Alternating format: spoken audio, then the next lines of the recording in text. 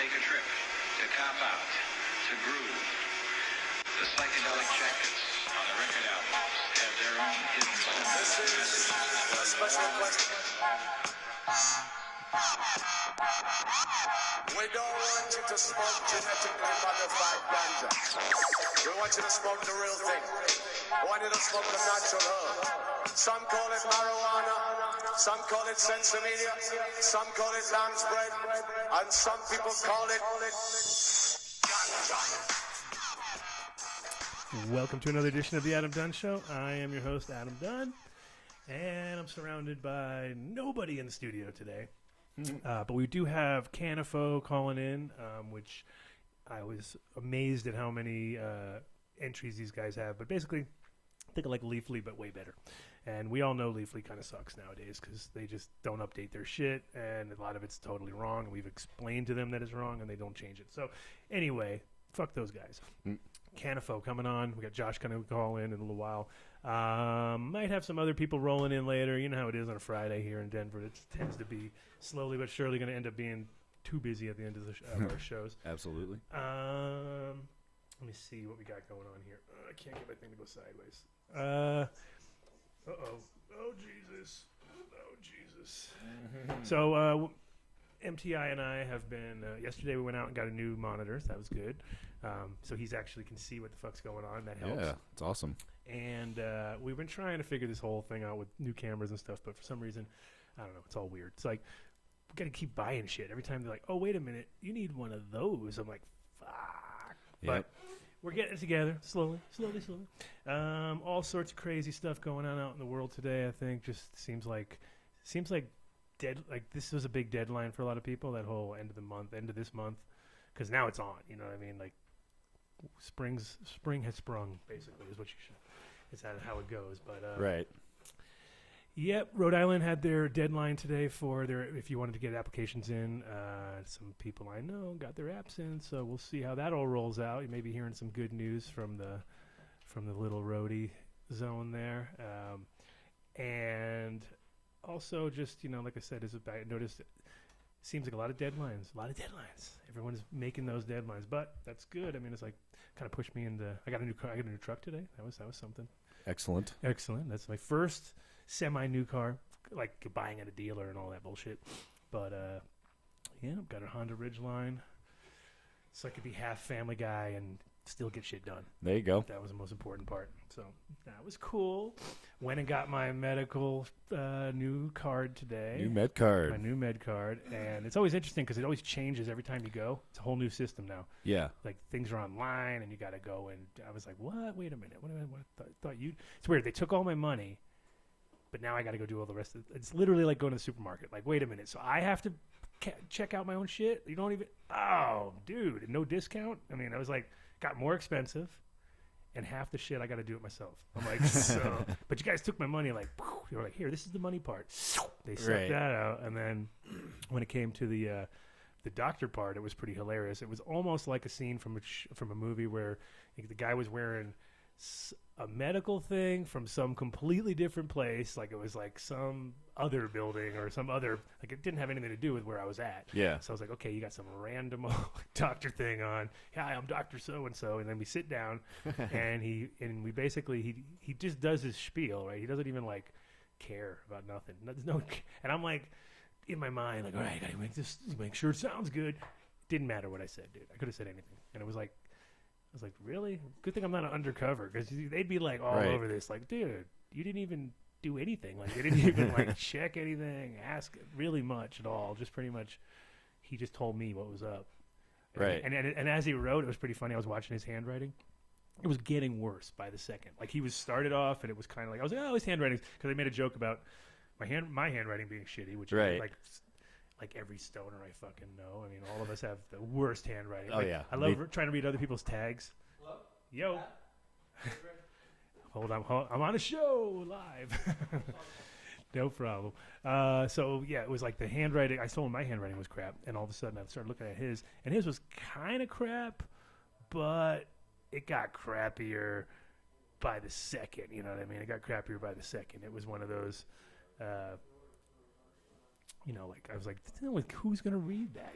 didn't type anything. Anyway, typical medical stuff where you're like, at the end of the day, it should be just considered a lettuce, a vegetable or whatever, and we shouldn't even be having any regulations on the flour.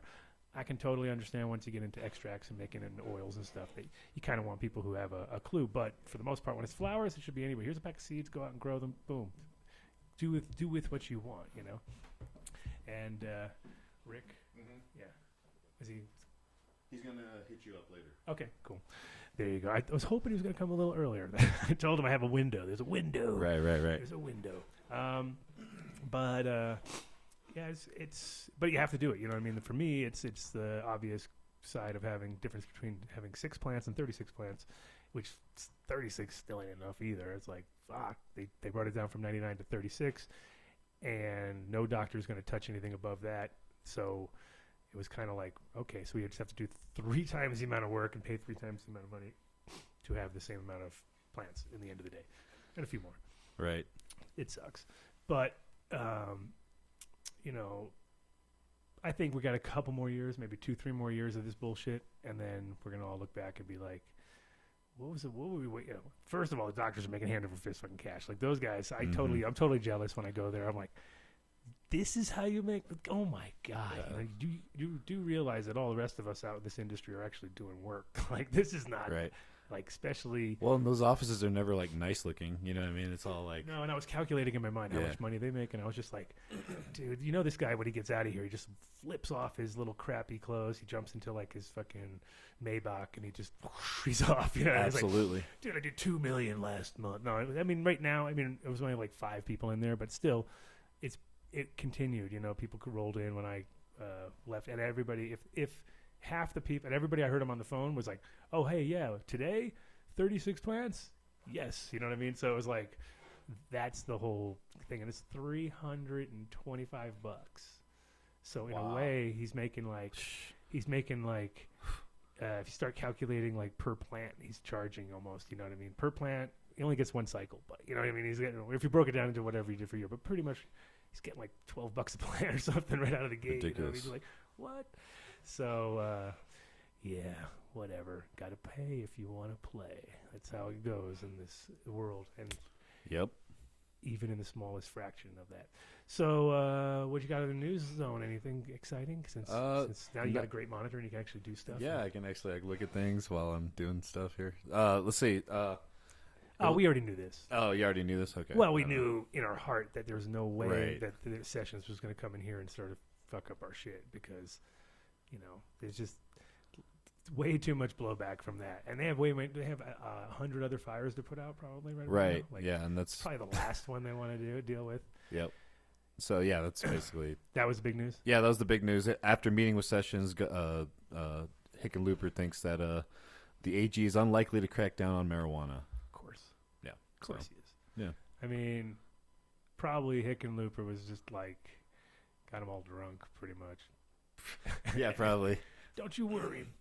We're gonna keep people drinking here. Don't you worry. That's all they're worried about is that we're gonna overtake their world. You know what I mean? Right. And I mean, I just keep seeing so much bullshit on TV and stuff. Like I was watching some,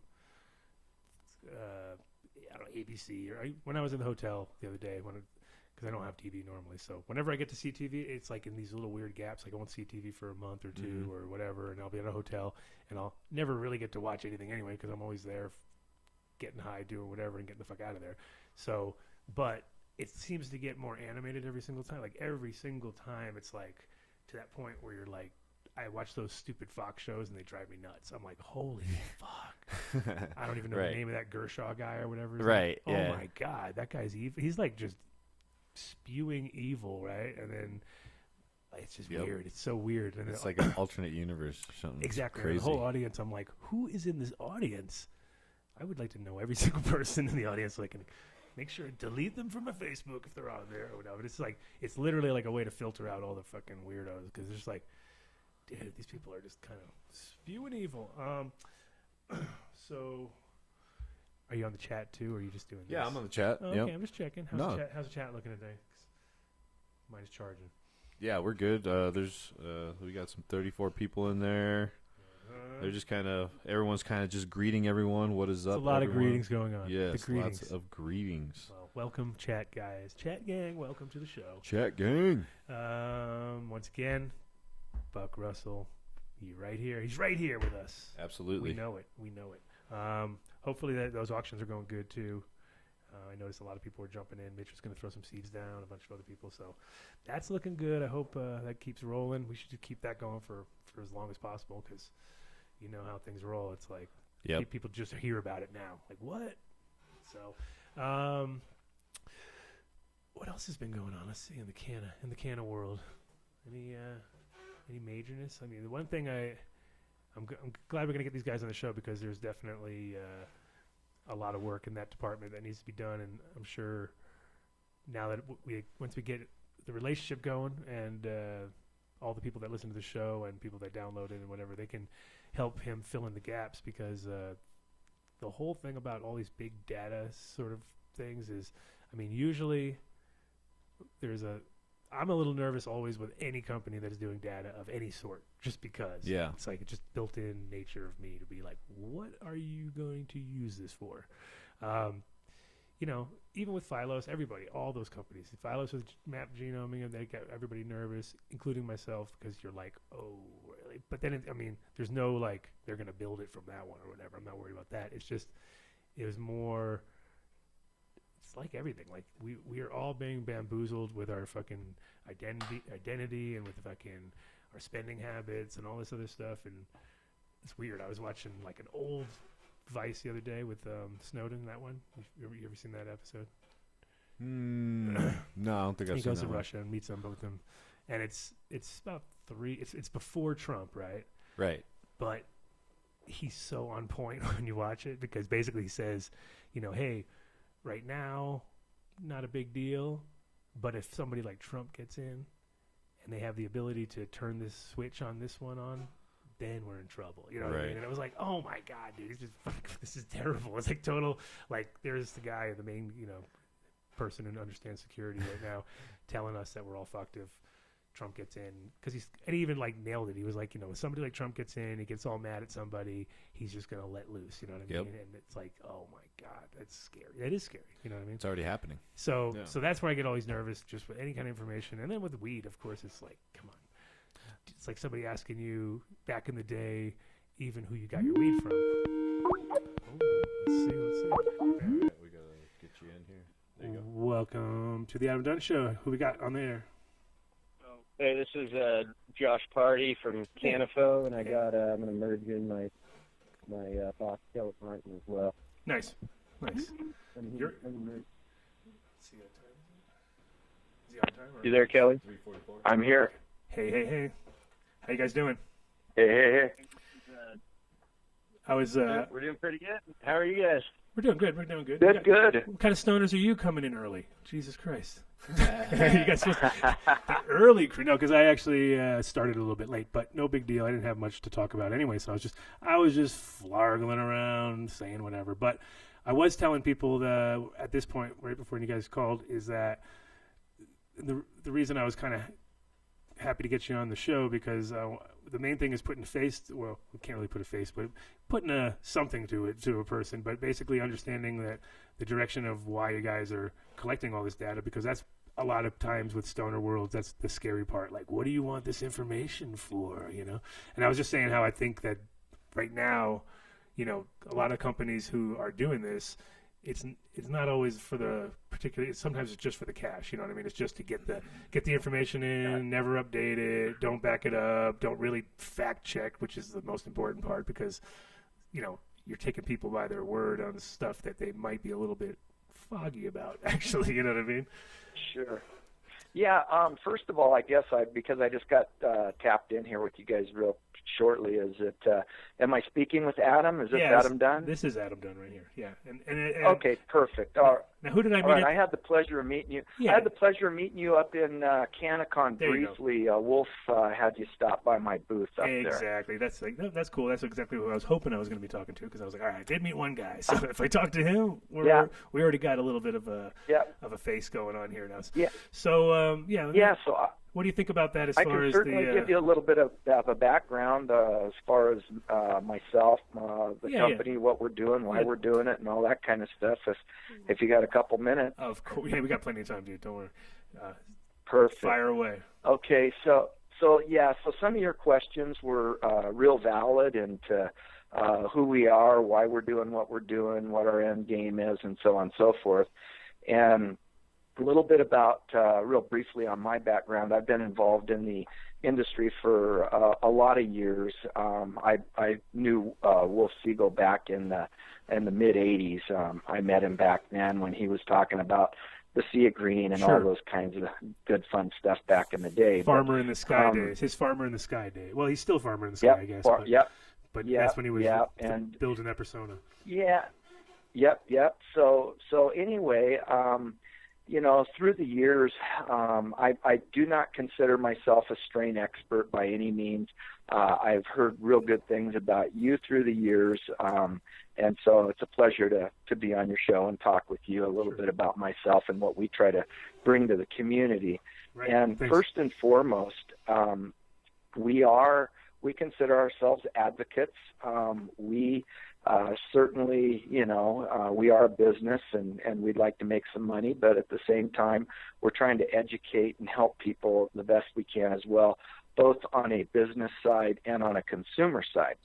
So how Cannafo got so popular with our strain index that we have on our site, which we have a little over 8,000 strains listed on there, and how we're trying to keep up with that information and try to provide the best data that we can, because as you know more than anybody, there's a lot of misinformation out there. There's people that, put things on there that are not very accurate. And I would say that with our site, without giving any hard numbers, I'd say that we're out of the 8,000 strains, we're probably up into the, high 80%, maybe 90 percentile of accuracy on most of them. There's going to be a little bit off in certain areas, but we do work with a lot of breeders that help us make sure that if we do have some kind of a misinformation on there, that we correct it. We do have a gentleman that we work with that's full-time staff that his name's Adam Rhodes. He's got his own domain site, and we work with him quite a bit to have him research when we come up across strains that are very little, known strains and stuff like that. So we're trying to do the best that we can with the resources that we do have. But that's the reason for us reaching out to people like you and James that seats here now and some other people that we work with, so that we can try to work together collaboratively as a team and make sure that we are providing the best information to both businesses and consumers what we can. So that's just kind of the short version, I guess, of what we're trying to attain here with the seed or the strain portion of Cannafo. So tell us a little bit more about the other side of Cannafo, because obviously this is just one little piece, right? Yeah, no, it's kind of funny how actually the strain index became our most powerful part of our site. We get about 65% of our 75,000 plus unique visitors a month that specifically target our strain index. And I think part of that, because it's all organic, and we've got about 1,000 of the strains are page one Google, and a little over 100 of them are page one, number one. So we do have, when people are searching for specific strains, that's why we're getting a lot of traffic in that area. However, people get sucked in, I guess. They realize, I can look up all these other strains. Yep. Yeah, that's awesome. Yep. And how Cannafo kind of came to be was that I found myself in a position, Adam, is that of being a consultant, so to speak, for a lot of years. People would ask me questions as far as from growing to specific types of strains to legality problems to building a grow facility to the business side of stuff. And I try to keep my finger on the pulse and keep fairly well in tune on the industry in general. So I've got another company, Decine 420, which is a soil and fertilizer company that specifically targets the cannabis market. And so when I was working with that business, I ran across a young gentleman, Josh Pardee, who's on the other end of the phone with us. And he's a developer, and he came to me with another project through a mutual friend. And I talked to him about the cannabis industry and if he would be willing to work with me and build a website that was kind of an educational platform.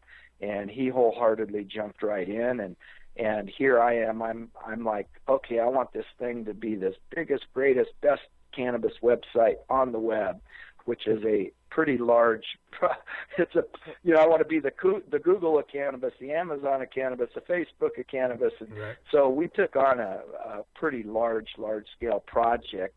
And what we learned, Adam, was that it's hard to be all things cannabis. I mean, we definitely attempt to provide as much information as we can, but we've got to fine tune it a little bit. And the strains is an area that's become pretty popular. We're pretty proud of that. We've got 175,000 followers, a little over now, all organically through our Facebook following, which is pretty phenomenal. That's more than Leafly, Weed Maps, and Where's Weed all put together. Right. So we have a good community and a good following.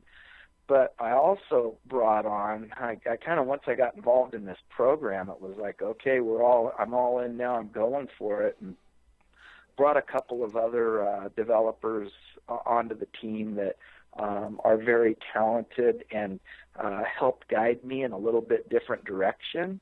And so we're in the process of developing some software at this particular time as well. Mm-hmm. And what we're trying to do, Adam, is that we're trying to figure out in the industry where the problems lie on both the business side and the consumer side, and how we can develop through some technology how to best solve those problems. And there's a lot of software that's. There's a lot of different angles. The thing about cannabis too is like you're saying, it's really hard to put your finger on one thing, because all of a sudden you get really excited when you see something else that's maybe even not in your original field. You know what I mean? But you're like, oh, that's so good, and you want to get on board with that. And that's literally the cannabis curse. You know what I mean? Because you're not even talking about hemp right now. Once you get into hemp, it gets even worse. Oh, yeah. Because then you're like, I oh know, my and you God. can just go so many different directions. And exactly. But we got it tied down to one program that we've been working on for quite a few months now that we're going to be launching here in about 60 days into a beta launch, and it's called Cannafo Connect, and it's a pretty darn neat app that is primarily going to be used for dispensaries building relationships with their customers and how to maintain a real good customer relationship, but yet build their brand. So a lot of good things coming out with that we'll be, discussing here, maybe even hopefully with you in the next 60 days when we take it for a launch. It'd be great to unveil it with your show too. Sounds good. And if you guys want to do because we have a great space here in Denver too. So if you guys want to have a proper launch party or something like that, we can definitely talk. We can talk about that.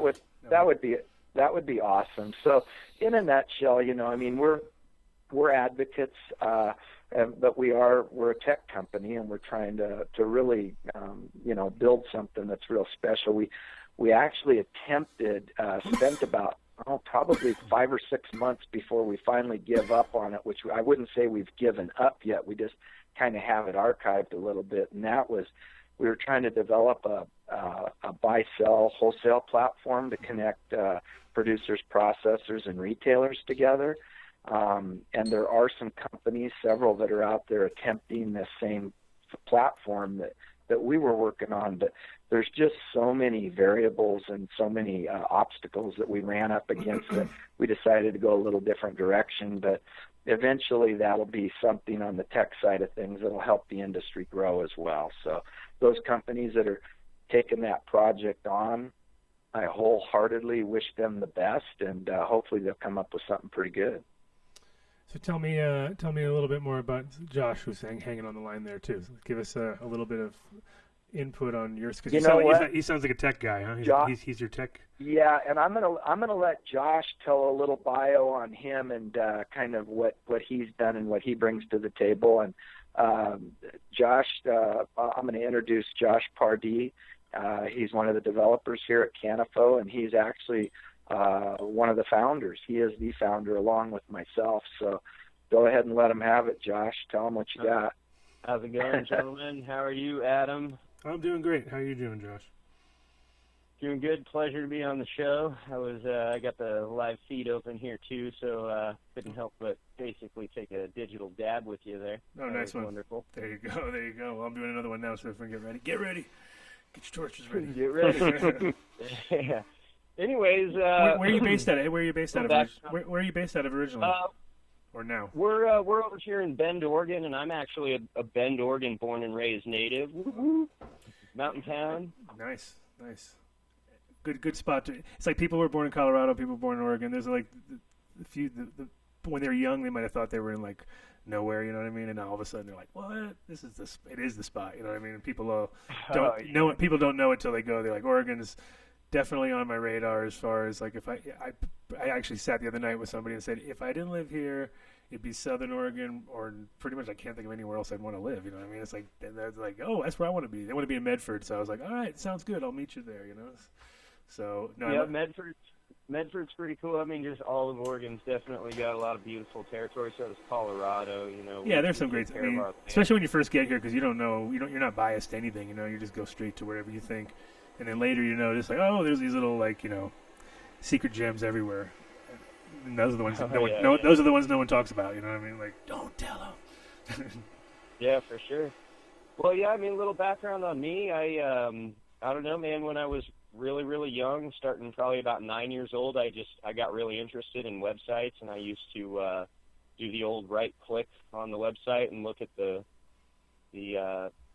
code of it and just kind of try and figure out what it was, you know, decode it. And eventually I got better and better, took some classes and progressed more and more. I was really into like anime when I was younger and made this crazy online game for anime and turned around and ended up selling that. And that was like the groundbreaker for my family at a young age, because everybody thought I was just stupid playing with the computer, and they were like, oh my God, they can actually do something with this. And time went by. I made more and more projects, got better and better, learned more stuff, and I got involved with a buddy of mine. We tried early on to create a social network for cannabis called hazebook.net, and it was, in all honesty, we kind of were just playing with it, and it word got out, and it kind of got out of hands, and we got scared just given kind of the time frame that it wasn't right. Right. And we ended up actually shutting it down, but so I kind of dipped my feet into cannabis a little bit there and realized that I could make some stuff to, entice cannabis community. And then it was a few years later, I was working on a digital coupon company, and me and Kelly had a mutual contact that we knew, and we ended up in a meeting together, and Kelly wasn't interested in what we had going on, but he was interested in the fact that I could program like hell, and we kind of met a little bit, and he asked me, have you ever done anything in the cannabis industry? I told him about Hazebook, and it was, for him at the time, way too far left field stoner. It was very, very, very, very classic cliche stoner social network, but we had just teamed up at that point to, go, all right, well, let's just start collecting data and figuring out what people want to learn, as Washington and Colorado and Oregon and everybody's beginning to legalize. We know there's going to be this huge access for information from people that have either never had the information, or maybe, there's a lot of old timers out there that a lot of stuff has changed and adapted, and, they need to kind of catch back up. And, kind of the Google concept, if you will. Nobody thought in the beginning that Google was going to make so much money and become the most powerful company on the planet. But, it was just as simple as, what are you looking for? You know, facilitating that. The whole world wanted. Well, to same with learn something. even Amazon. I remember, like, you know, not getting it at one point. Like, what is up with these guys? Who do they think they are? You know what I mean? Like, all of a sudden, I'm like, oh my god, dude! Look how these guys are huge. You know, I never really. No kidding. They deliver your product with a drone now to your front door. I mean, Yeah, it's just they're definitely. incredible. It is, and it's like when they said they were going to do it. You're like, yeah, right. You know what I mean? And now they're doing it. You're like, all right, I guess, you know.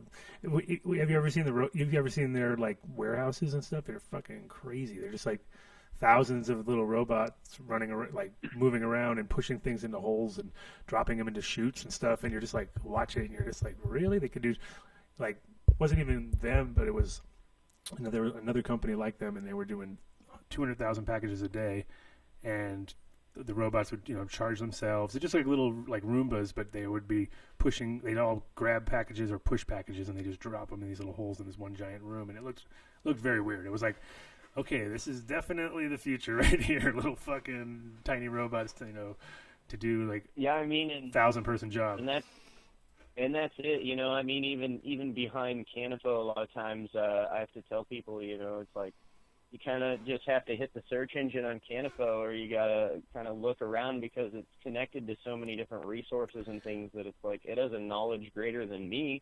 So if somebody asks me a question, I'm like, let's consult the computer, the program, the robot. Right. It's like, Hal, I actually checked out TH Seeds on there, and I was like, when I looked at the list of seed companies, it was like, oh, here's a few seed companies, right? And I'm like, holy shit, dude! These guys have got a shitload of seed companies on here. I've never heard of 95% of them, because, of course, there was a lot of new companies out there, and it was pretty interesting to see. It was like and then I clicked on mine, and it was like random, a lot of other stuff, you know, like going to old videos and interviews, and I was like, okay, this is pretty cool, because it's like, you know, it's like you were saying, it's a, you know, continuing to kind of grow, and if you have a seed company and you put out a bunch of info, it should be picked up by you guys at some point, and then you may not even remember you had it, you know, oh, I don't even remember that, you know what I mean? It's like all of a sudden, bam, check out for your randos. What's really cool about the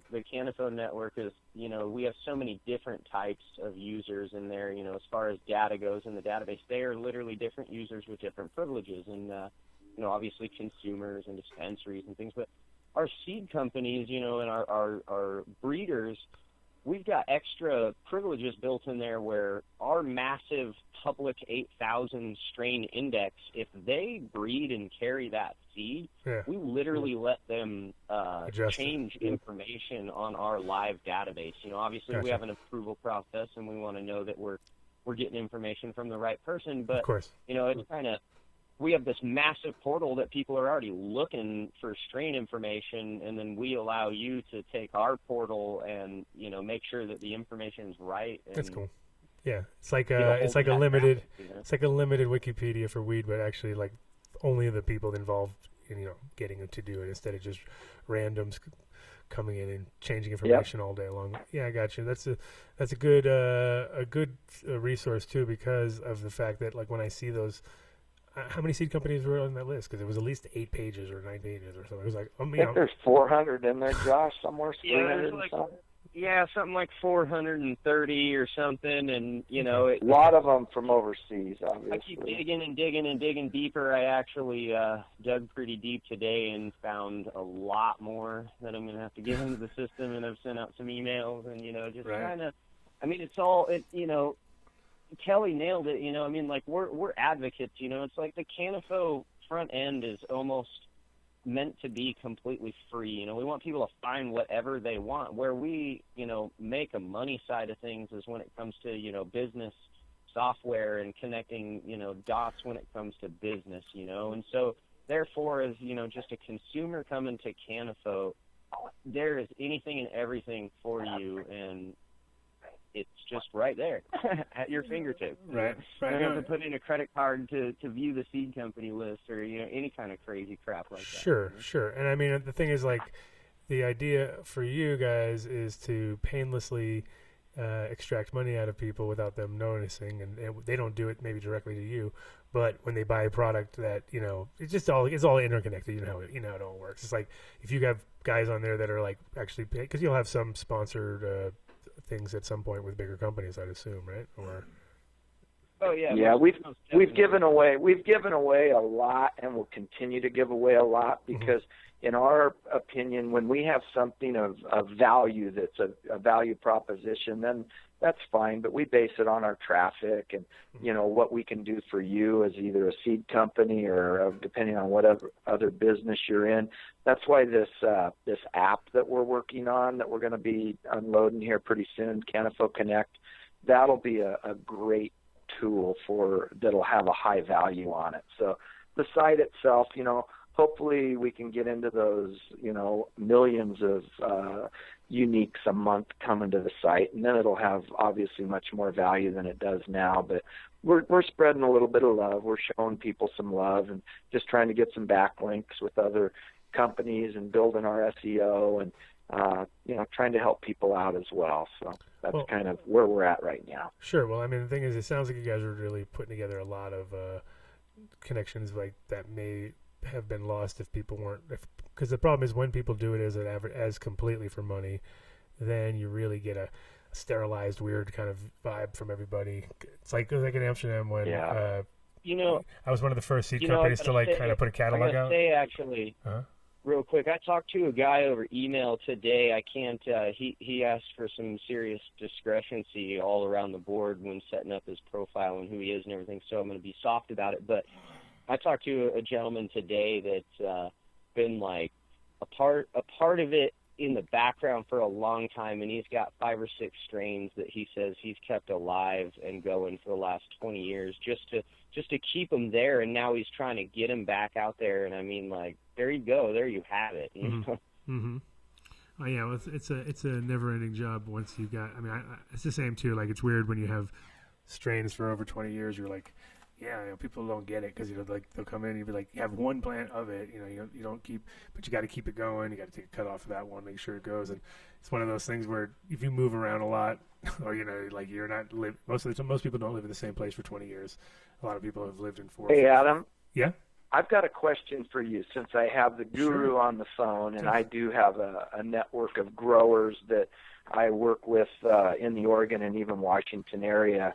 And I would like for you to tell me what you feel are, let's say, the top 5 or 6, 7 strains right now in today's market based on yield and quality, something that a growers really can't go wrong with when they produce this specific strain. Can you give me a handful of those?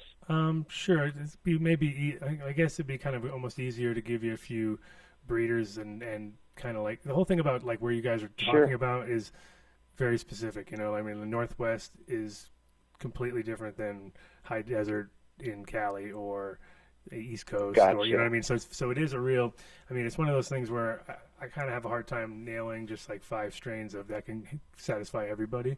Gotcha. But in general, there's some kind of for that area, especially for Oregon and stuff. And again, also it's not just the growing; it's the population and their outlook. And so, like Oregon's got tons of experience with killer weed for a long time, you know what I mean? So they're like one of those people kind of hard to please in that department. So you really want to do is work on the making sure that because like I think last year I know people who lost 60 to 70% of their garden, you know what I mean? Because of mold. Yeah, so they got nailed, you know what I mean? So it's one of those things where you got to kind of like take like consideration of like, maybe we shouldn't be growing gigantic buds that are really susceptible to botrytis and having a situation where we get wiped out because like even having plants that are quicker or mold resistant just because they don't have as much density to begin with. Right. And I'm thinking more along the indoor line. And I know that different regions, geographically things that are maybe popular. I remember when like Girl Scout cookies just went really off in California, and then Gorilla Glue number 4, and then definitely you can talk about Fuck Blue Dream because it's gotten so spread out, but if I was going to talk to a couple of my buddies that are growing indoor and say, hey, you know what, here's a few strains that you guys should really take a look at, what would you say? Well, the The guys from Exotic right now are killing it. Exotic Genetics. They Okay. put everything that they put. I mean, between them and Archive with their Do-si-do, and there's a few other flavors out there that are things that like they put them out and people just eat them up. You know what I mean? Because they're like, it's amazing how hard it is to get people away from like a cushy kind of vibed plant. Just because once people locked into that, it was like a key fitting in the perfect lock for like so many people. You know what I mean? Like there's just so many people across the board who who just can't get out of it. Like they're trapped in the Kush world. You know what I mean? It's like, I can't. And the minute you give them something that's like, it has to be like 50% Kush at least, or else then they don't even want to touch it. You know what I mean? If it's like, they're like, that's not that sweet stuff, right? So there's people who like really hate things, but the weird part is right now, lemons and berries are like back. You know what I mean? Everybody's into gelato, obviously, is one of those strains that people want a lot. And, you know, the cherry pie derivatives seem to be pretty hot. And it seems like, but it's all falling within a Kush kind of part of it. Like if it's a giant pie and there's like, it's still like, sometimes I have a hard time, but with new stuff, because I'm like, it's really weird, because it all depends also how it's dried and stuff too, and how it smokes. But but in general, you'd be like hard pressed to find something that's really outside of that spectrum, except, you know, obviously like all the Jack crosses seem to dominate when it comes to production. You know what I mean? Maybe just because they're all kind of there's that weird similar. I would love. That's the thing about. Have you guys? So you guys are doing any thing beyond the text of everything, like what it is, or you guys are getting with Phylos and doing any of the map genoming connections to kind of see if anything. Do you know what? James gave my card to the gentleman over at Phylos, and we're going to reach out to him and see what we can do to work together with him to kind of try and tag some genos together and stuff. Because that would be really. We haven't gone that deep. We're trying to keep more, general, but yet we certainly would love to work with somebody to cross promote some more information for sure. Yeah, well, I mean, the thing is, and what it is, I believe, is just like it's just like kind of themes and what's hot for. And sometimes it's what's hot because what people heard, you know what I mean? Like that's a lot with the cookie craze, because at the end of the day, when you grew it, it was really low yielding, and it was like very hermaphroditic if you made crosses with it. I was out, everyone was pumped up on it, and I grabbed some, and there's a couple phenos of that where you look at some of them, they're completely different, you know. And but yeah, overall low yield, you know, I mean definitely tasty and a lot of trichomes and stuff, but not a yielder, that's for sure. And when you were talking about the Jack strains, there's, that XJ13, I grabbed some of that from the Bay Area about 10 years ago or so, and that's just a great staple. You know, it's just a good all-around sativa that works real well. But I'm not really that hip on kind of what the newer strains and what the breeders are doing. But if you say Exotic Genetics is the one that should be checked out, definitely I will check them out. Definitely one of the breeders out there. And like I said, Archive Seeds also is another one of those guys who just been for that, especially for that area of the Northwest, is really putting out product that works really well indoors and out for that area. Because also indoors they have the same reverse issues that we have here. Like it's humidity. I walk into the rooms and I'm just like, whoa, I'm blown away by how much different it is conditional wise. Here, we have dry conditions already. People here just try to put too much in is usually the problem, or they're not understanding that you want airflow and kind of a few other things. But for the most part, it's not nearly as hard. It's like when I go to the ones there, I'm like, you're trying to do this in an old warehouse, and it's like, it's just humid as hell, especially in, the areas that are not being conditioned properly, because you're walking from room to room and you're like, man, just sweating balls in those places, and you're like, this is definitely conducive to mold and fungal problems, and you can feel you're disheartened for the grower there, because who, especially the guys who probably tried to fix everything that they could. It's one of those, just don't even waste your time. Go into a place that's completely new and fresh, because a lot of those buildings are not made for what they're doing. You know what I mean? They got a building from the early 1900s, and you're growing weed in it, and it's all there's so much stuff behind that plaster, you don't even know what's going on. You know what I mean? And then you're talking about getting tested at a microbial level at a lab, and that's when it all went wrong. You know what I mean? In the beginning, everyone could do it, and now they're getting tested, and there's no way that if they used any bombs in those places, that it's not hiding somewhere. You know what I mean? Because it's not like hermetically sealed or anything like that. They're all right on the water and some badly designed. And that's the thing is, you can, back in the day, we grew weed anywhere we could, under a stairway, dig it out, or you know, whatever you could do. It wasn't like you had to worry about codes or anything. You just fucking slap the bitch up. Now we're all going nuts because people are having to take 2 years to open up something that they could have done in 2 weeks if they were doing it underground. You know what I mean? And they would have already had 12 crops under their belt or whatever. Now they got nothing, and they're paying the rent on it. And so I mean, this whole industry is definitely a lot of a lot of those stories. We all heard them because if you do any consulting or walk into anybody's situation, you're like, okay, this is the problem number 206 that we've seen this many times. You know what I mean? Because there's literally that many, and they're at the same time they're all kind of come back to the same thing.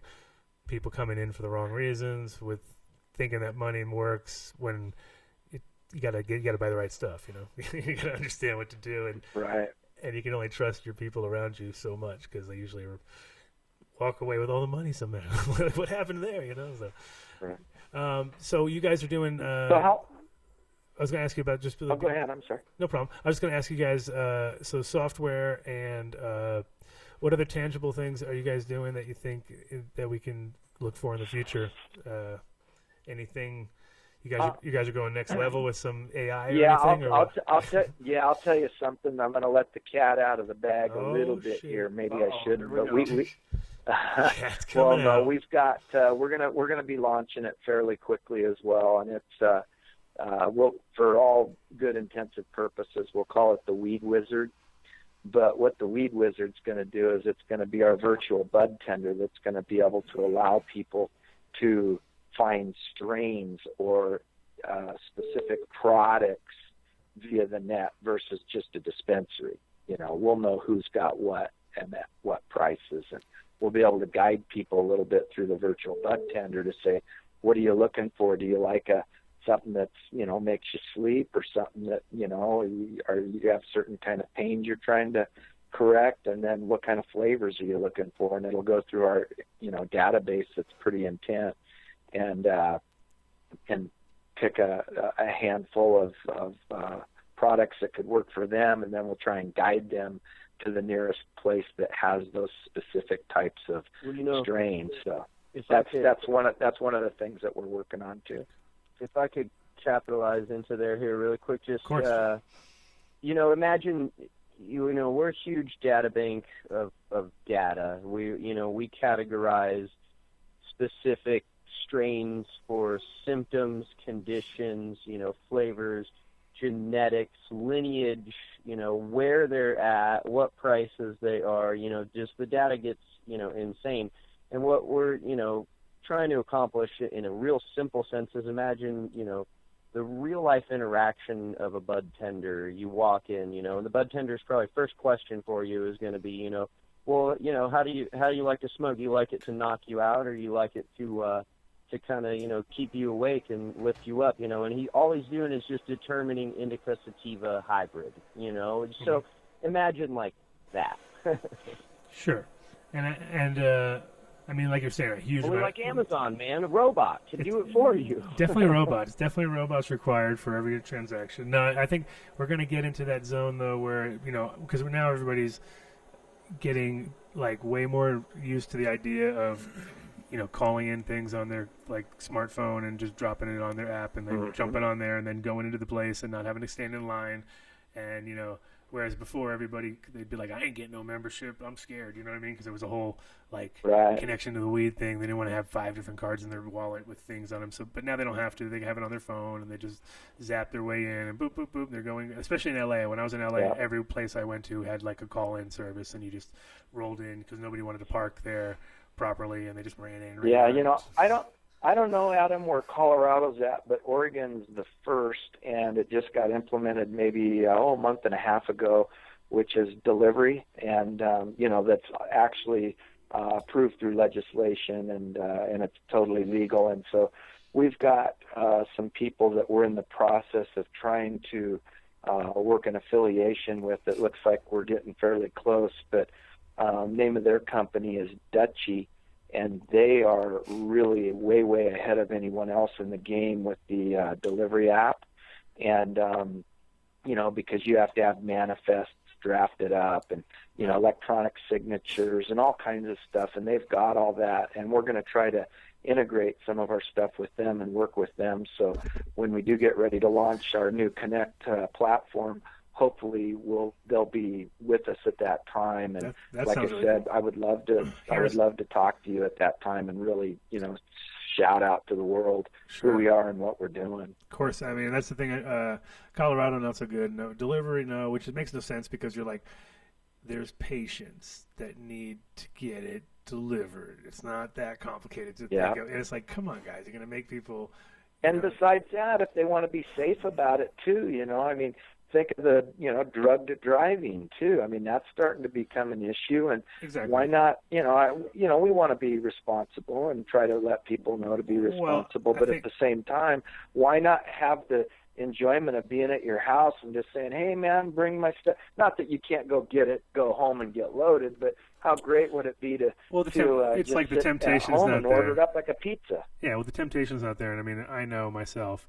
If I buy something, I've already opened it up before I've ever left the parking lot, and I with one hand on the wheel, like, I'm opening it. I can't help myself. You know what I mean? That's the way I am. I think I'm like everybody else. And there's it's like anything you got, and if you got weed in your hand and you're driving home, then there's a temptation to smoke some weed, of course. So it's not like they would eliminate a good portion of people who would get it delivered at their house. They smoke less because they're not wasting it on their when they're trying to roll it in the car and it's cold and they're dropping half. I dropped it in the. It's $25. Yeah, you've been around a little, Adam. Oh yeah, definitely. Well, I usually don't pay for it, so I've never had that problem. But the problem I can see especially the dilemma when you're just that guy. Like if I'm in a place where I normally I would have weed on me like wherever I go, but then if there's a moment in time where you don't have weed, you actually have to buy it. And the first time I came to Colorado, I did it just because it was fun. But it was also at the same time, what? Like, that's it? Fuck, this is crazy. And I would pour it out and look like I just something I would just whoosh off to the side after I rolled my joint. You know what I mean? That wasn't even like bud. It was just terrible. So there was some moments where I was like, okay, would be the worst. If I was living as a normal consumer, I would have died a long time ago just on the fact of lack of cannabis because I couldn't afford it. You know what I mean?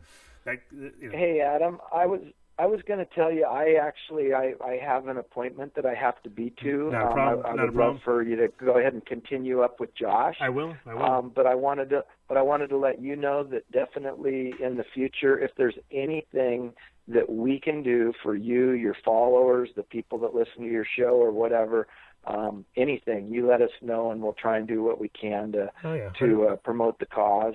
And then also when we get ready to launch Connect, I'd like to hook back up and then we can kind of unveil the beast and talk a little bit more about exactly what this does and to who and for who and why and all that good stuff. Sounds good. We'll definitely get back. Yeah, well, we're going to continue with Josh and we're going to get our listeners to start checking out your site more often because now that I looked at it today, I'm like, man, this thing is ridiculous. I was already just kind of drive. Of course, when I was driving, I'm doing a great job driving along, and I'm looking at your site.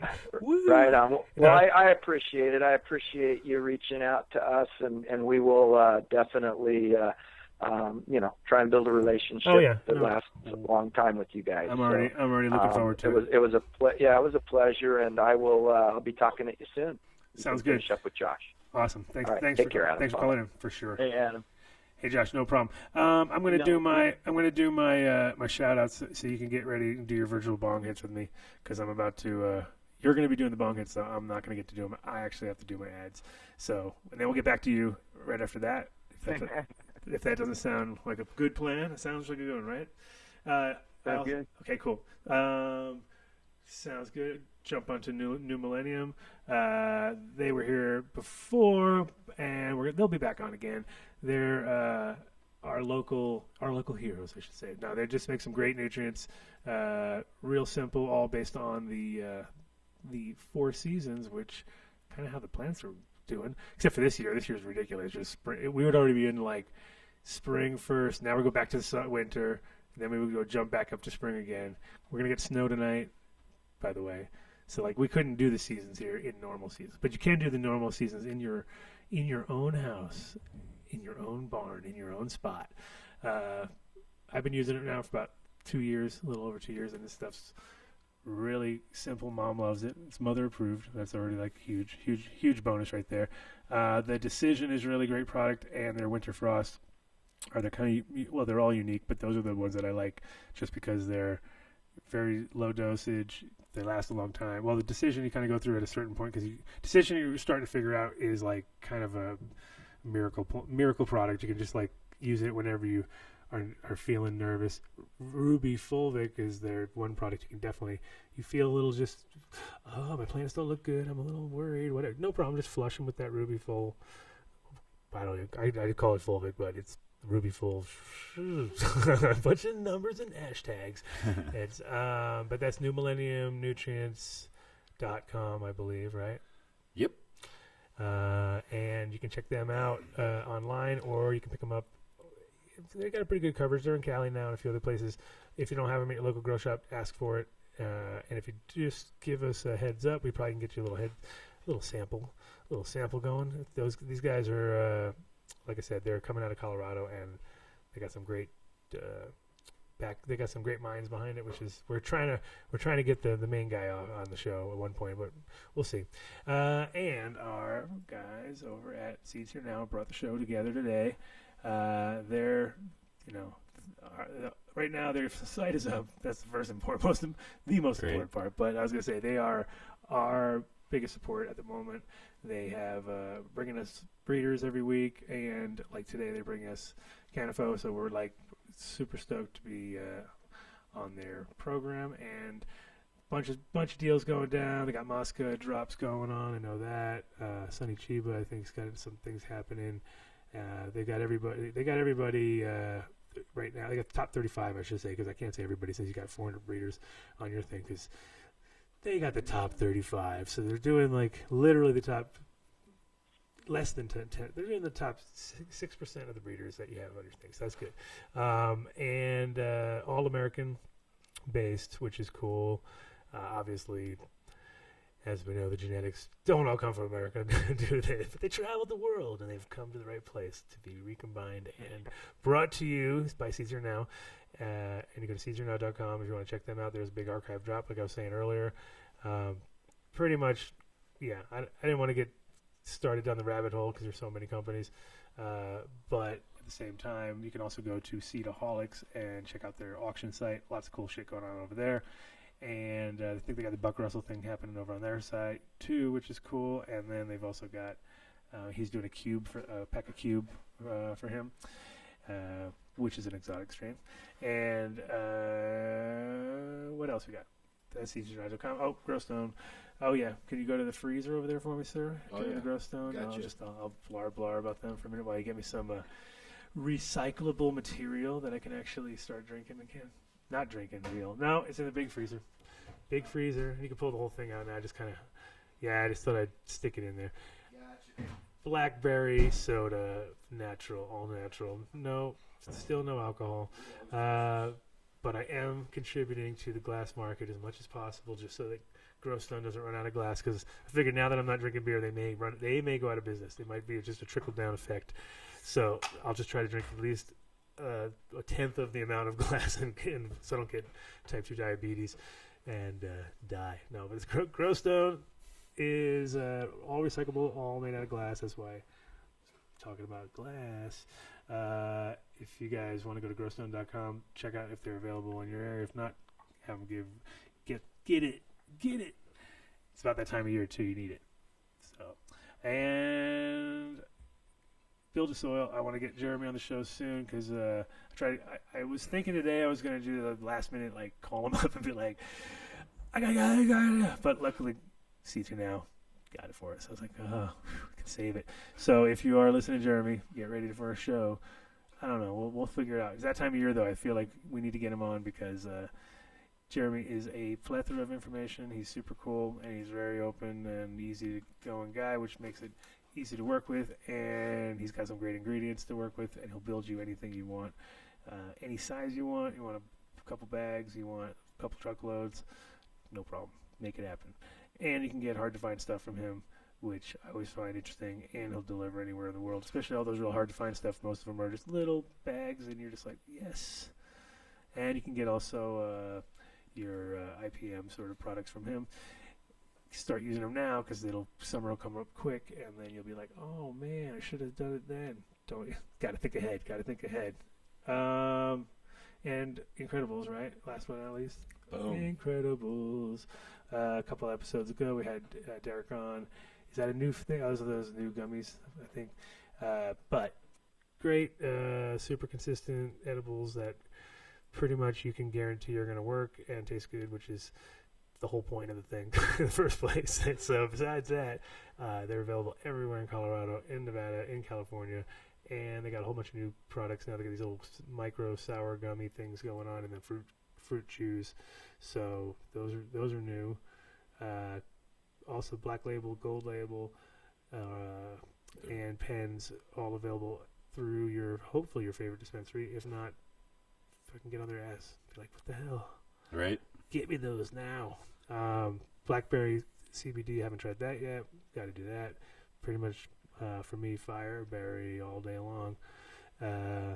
Anyway, go to iloveincredibles.com if you want to check that stuff out. And yeah, get them. I'll have to get those. Don't stop showing me all those. And now I want them all. Yeah, no, I want one now too. All right. All right, Josh. That was it. That's right. how I pay the bills. Thank you for hanging out and waiting. How's your bong hit? Yeah, dude. My bong hit was wonderful. It was lovely. Good. So, how old are you again? I am 30 years old. Okay, so you're a young guy, young buck. Yeah. Cannabis all my life, though, man. So you were like, let's see, magic age of like 14 or something like that, or 11, or like same as all of us. We're all like 11. I'm 15. I'm like an 11 guy, which is ridiculous, but I can't even imagine it now. When I look at my kid who's 5, I'm like, no way. I was like, yep, you're that bad kid. How about you? You're like a 14er? Were you a 14er or 15er? Yeah, sure. Don't admit it. You don't have to admit it if you don't go. I'm gonna get bust myself. Yeah. So I mean, that's the thing is like, people always are coming down on this whole like, hey, you're developing minds and stuff, and it's like pretty much all the smartest people I know are big stoners. You know what I mean? As far as, especially when it came to tech guys, like people would talk about like you would talk above my head, like I would talk above normal people about weed set, and they'd be like, what? Now I'm lost.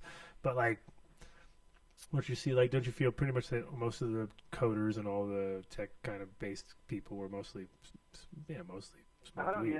I don't know. I'm kind of a different breed, actually. Like, a lot of tech guys and guys that do what I do, they're usually pretty shy and outspoken. Dude, I freaking hunt and fish and talk to everybody, and I'll do speeches, and Yeah, I guess. So, I mean, there might definitely be a lot of introverted guys in the sense of that, because they're so caught in their whole little world there of, and then they might be. But at the same time, I was always thinking like, even my friends who were super successful. I've met a lot of brilliant guys in this field that they don't have a problem with smoking weed, but not a lot of them smoke weed. To be totally honest. Well, that would probably help. A lot of them are young little kids, though.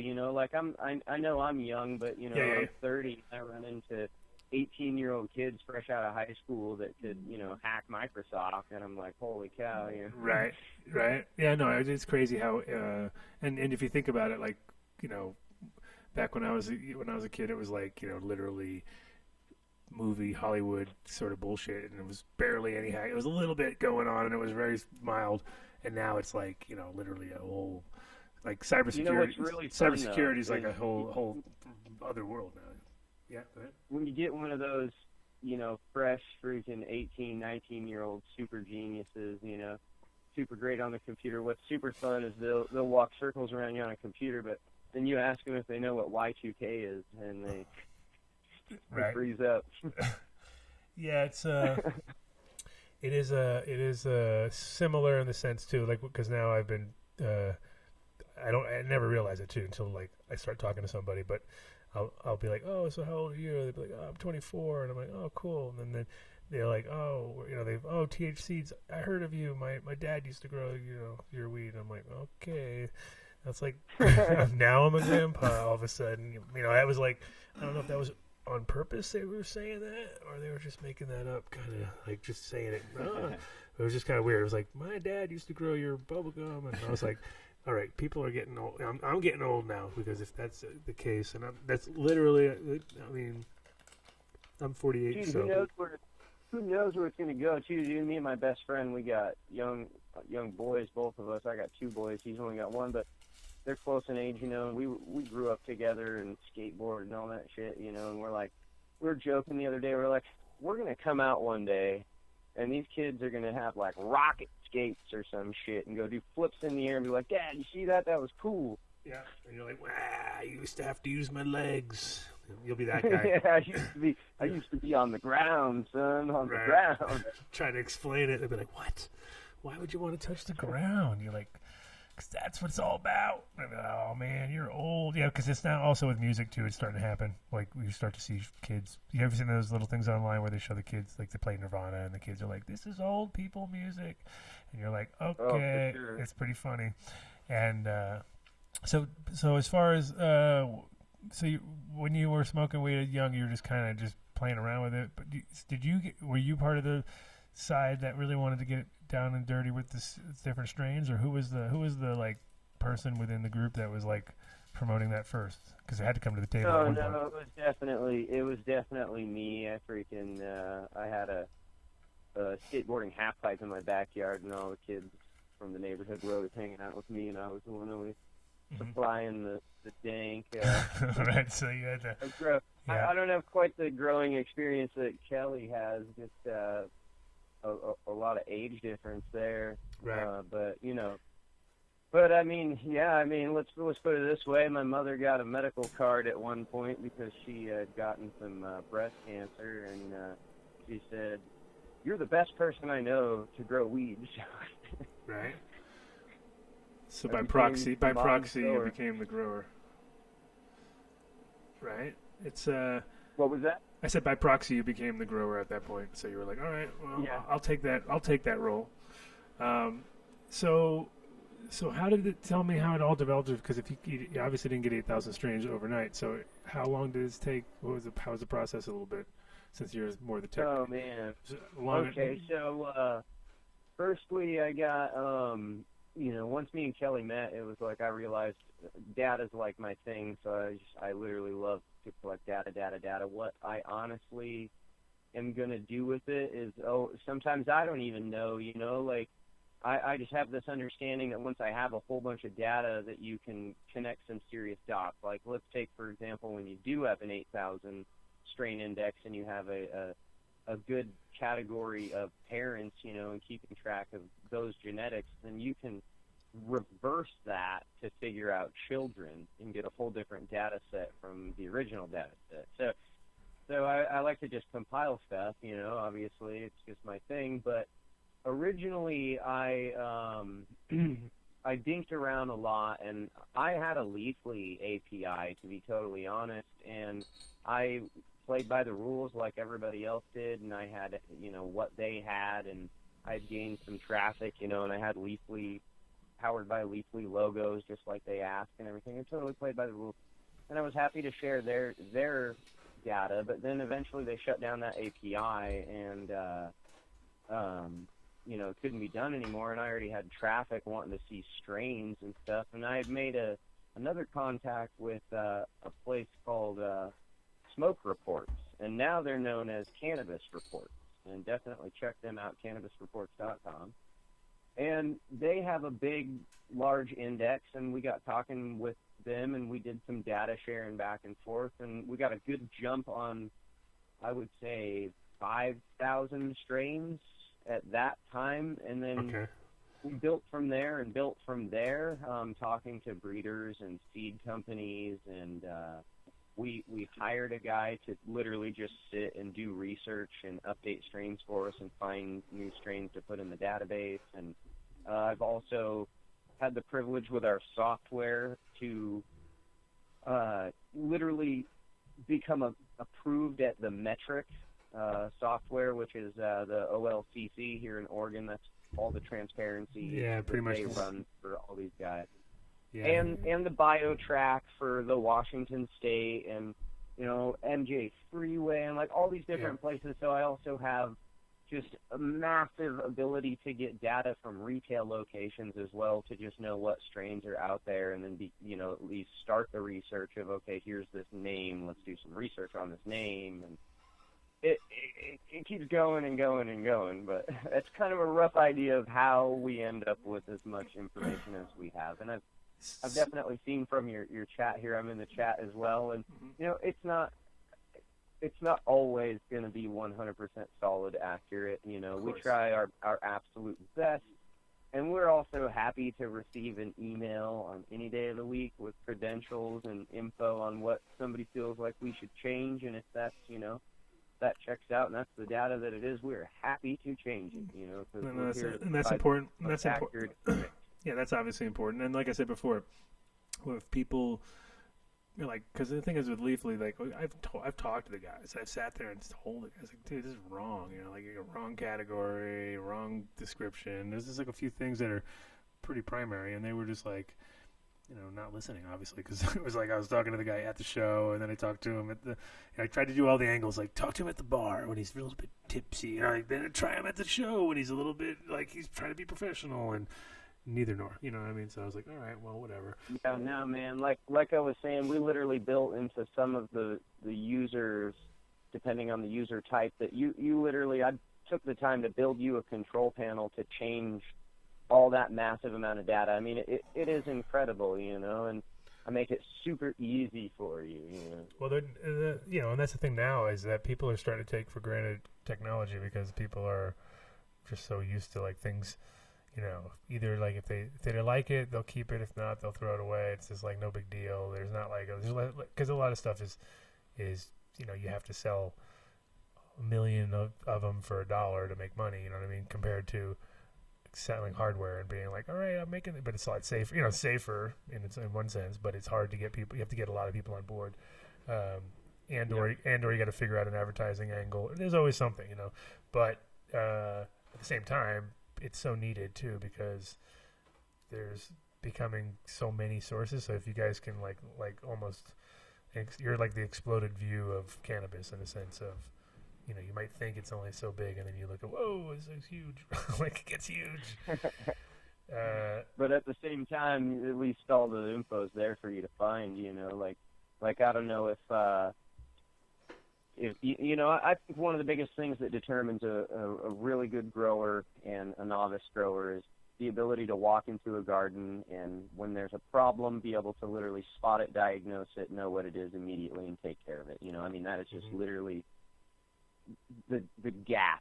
And for the more novice grower, like Cannafo even has, if you get into our growing department, we have a diagnose a problem like tool where you just you start typing in like what you're seeing, like, oh, my plants are curling upward, or they have yellow tips, or they whatever, and it's going to help you figure out what the hell's wrong with your plant, and then ultimately get you to a solution to fix your plant. So it is just a plethora of information the further you dig and dig and dig into that database. Right.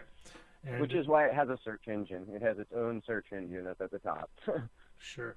And are you storing all this stuff on your own servers, or how's this stuff working? Like, we are storing it all on our own servers. And how much is that? How much is that bill costing you? A lot, right? I was gonna say. I mean, it's big, yeah. I mean, it's because those are like one of those things. I have like a 12. A friend of mine gave me like a 12 terabyte server, and like I'm like reluctant to even put it in there because I'm like, it costs so much money to fucking run compared to like just throw it on a cloud. But then I'm like scared of cloud too, So I'm like, all right, I got to build this thing in. But at the same time, though, I'm gonna say that's like Cannafo's angle, though. You know what I mean? Like, we've got to be this enormous community, this branded community that recognize and trust, in multiple different facets and ways. And then, when we produce something like Kelly was saying earlier, where we produce this thing called Cannafo Connect, it's a piece of software. People already recognize and know the Cannafo name, trying to make it to where you don't have to see my brand name. You just have to see an apple with a bite taken out of it. Right, right. And so, how many people you got operating this monster? It's actually pretty minimal. We're, like I said, we're based in Bend, Oregon. Yeah. So a mountain town, and we've got 3-4 developers and a couple customer care people. We got like I said, a strain guy that his name's Adam Rhodes, and he digs into all that info for us and updates it. So you're looking a couple at of outside, as far as designers and things like that, graphic designers and right, stuff. so you're still doing all right. You got like 12, 15 people going or something like that. Yeah, and that's right in there, yeah. And that's always, I have about the same in Hoodlum, and even less, I think. And Hoodlum has been around for 24 years now, and we're, going on 25 years next year.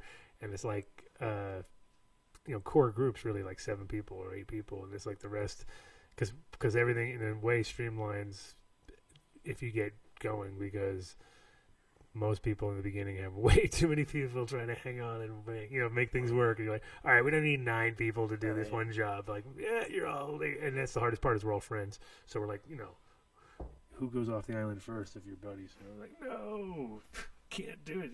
So, right. But it is hard to. And the data will grow, I'm sure, to the point where the team will have to grow and whatnot. But right now, it's pretty minimal. Kelly also owns Decline 420. He's got a manufacturing company for soils and nutrients, powdered line, and that's like the mother company that got it started. So we also have an office over in Redmond, Oregon for that company, and it gets this. We've got space over there and other people that we can utilize for sales tools and things as well. So we're tight knit. We're cannabis boys first. We're a tight knit group, old schools, and entrepreneurs. Yeah, I was gonna say, if you guys ever do come to Colorado, we could definitely have some fun over here. So you should bring your crew over this side. I don't know if you've been over here. Yeah, been over here. Colorado is definitely gorgeous, and Kelly and I both love to snowboard. So maybe we'll just have to tag team him and convince him. Sounds like you guys just launch Connect. Right, exactly. Because I think if you did want to, you could come here whenever you want. And then I think if we touch base and you wanted to do like a virtual, all you have to do is set up a virtual connection here, right? A couple cameras, everybody's get all teched out. We just be like, Oregon, Denver, boom, that's it, done. So It's always ways. The thing is, there's a lot of similarities as far as, but I think what I did notice about Oregon, what I liked, is when I landed and I got picked up, and then got to the parking lot, just random people were just smoking bowls behind cars and stuff. And I was like, all right, that's what I like to see. You know what I mean? Like a good, clean city where everyone smokes bowls behind cars. Or just because sometimes the thing about Colorado is it's kind of like Amsterdam, where nobody smokes weed in Amsterdam except for tourists. You know what I mean? So it's like you come here and people are like, don't think because we're from Denver we smoke weed. You know what I mean? We get a bad attitude over it. It's like, come on, guys, really? Man. And where I'm from here in Central Oregon, when I grew up, there was maybe 20,000 people here, and I remember being 16 or so at the big park that's in downtown. We got a river running straight through downtown. Obviously that's how our city ended up getting built. Obviously, right. And I remember lighting a doobie with the buddies, dude, and you get caught by the cop, and he'd just literally tell you, you damn kids, go down there, down into the bushes, down off the river, what the hell are you doing up here in the park? Right. I know, it's like you had been taken in now for sure, you know what I mean? There's no, now everybody's so in a weird way, like it protective and worried about everything. Like, back in the day, and like I said, I'm older than you even, but back in the day, I was like riding around in the back of trucks, doing whatever we want. Anything dangerous, we did it. Didn't matter. Like, you could be. Yeah. Oh yeah. No. Look, I'm only I'm only 30, but still though, where I'm from, at my young age, this town was so small that we did all that too, riding around in the just back of literally the pickup truck down dirt roads, hauling ass. Lucky we're not hitting trees and dying. Right. Yeah. Stupid shit and jumping over flames on your bike and stuff, and like, yeah, let's do that. You know what I mean? Like, stuff people don't do anymore, just because they'd be like, no, I can't believe it. People are getting way too politically correct or whatever. Well, they should take more dabs, Adam. I think so. So, speaking of dabs, what are you dabbing? Just since you now you must have pretty good access to some pretty good stuff since you're talking to so many people, right? Yeah, I mean, honestly, I couldn't even say what I'm dabbing just because I do have such good homies and the homie hookup that so that's the problem. You're smoking. I fire it and it's great. I got you. But are you also getting like people throwing stuff at you? Guys, that's the whole thing. Is the more you have, like as far as like if you have access to everything, then everybody will give you crap, obviously. But if you have access to nobody, you'll be like, man, nobody give me nothing.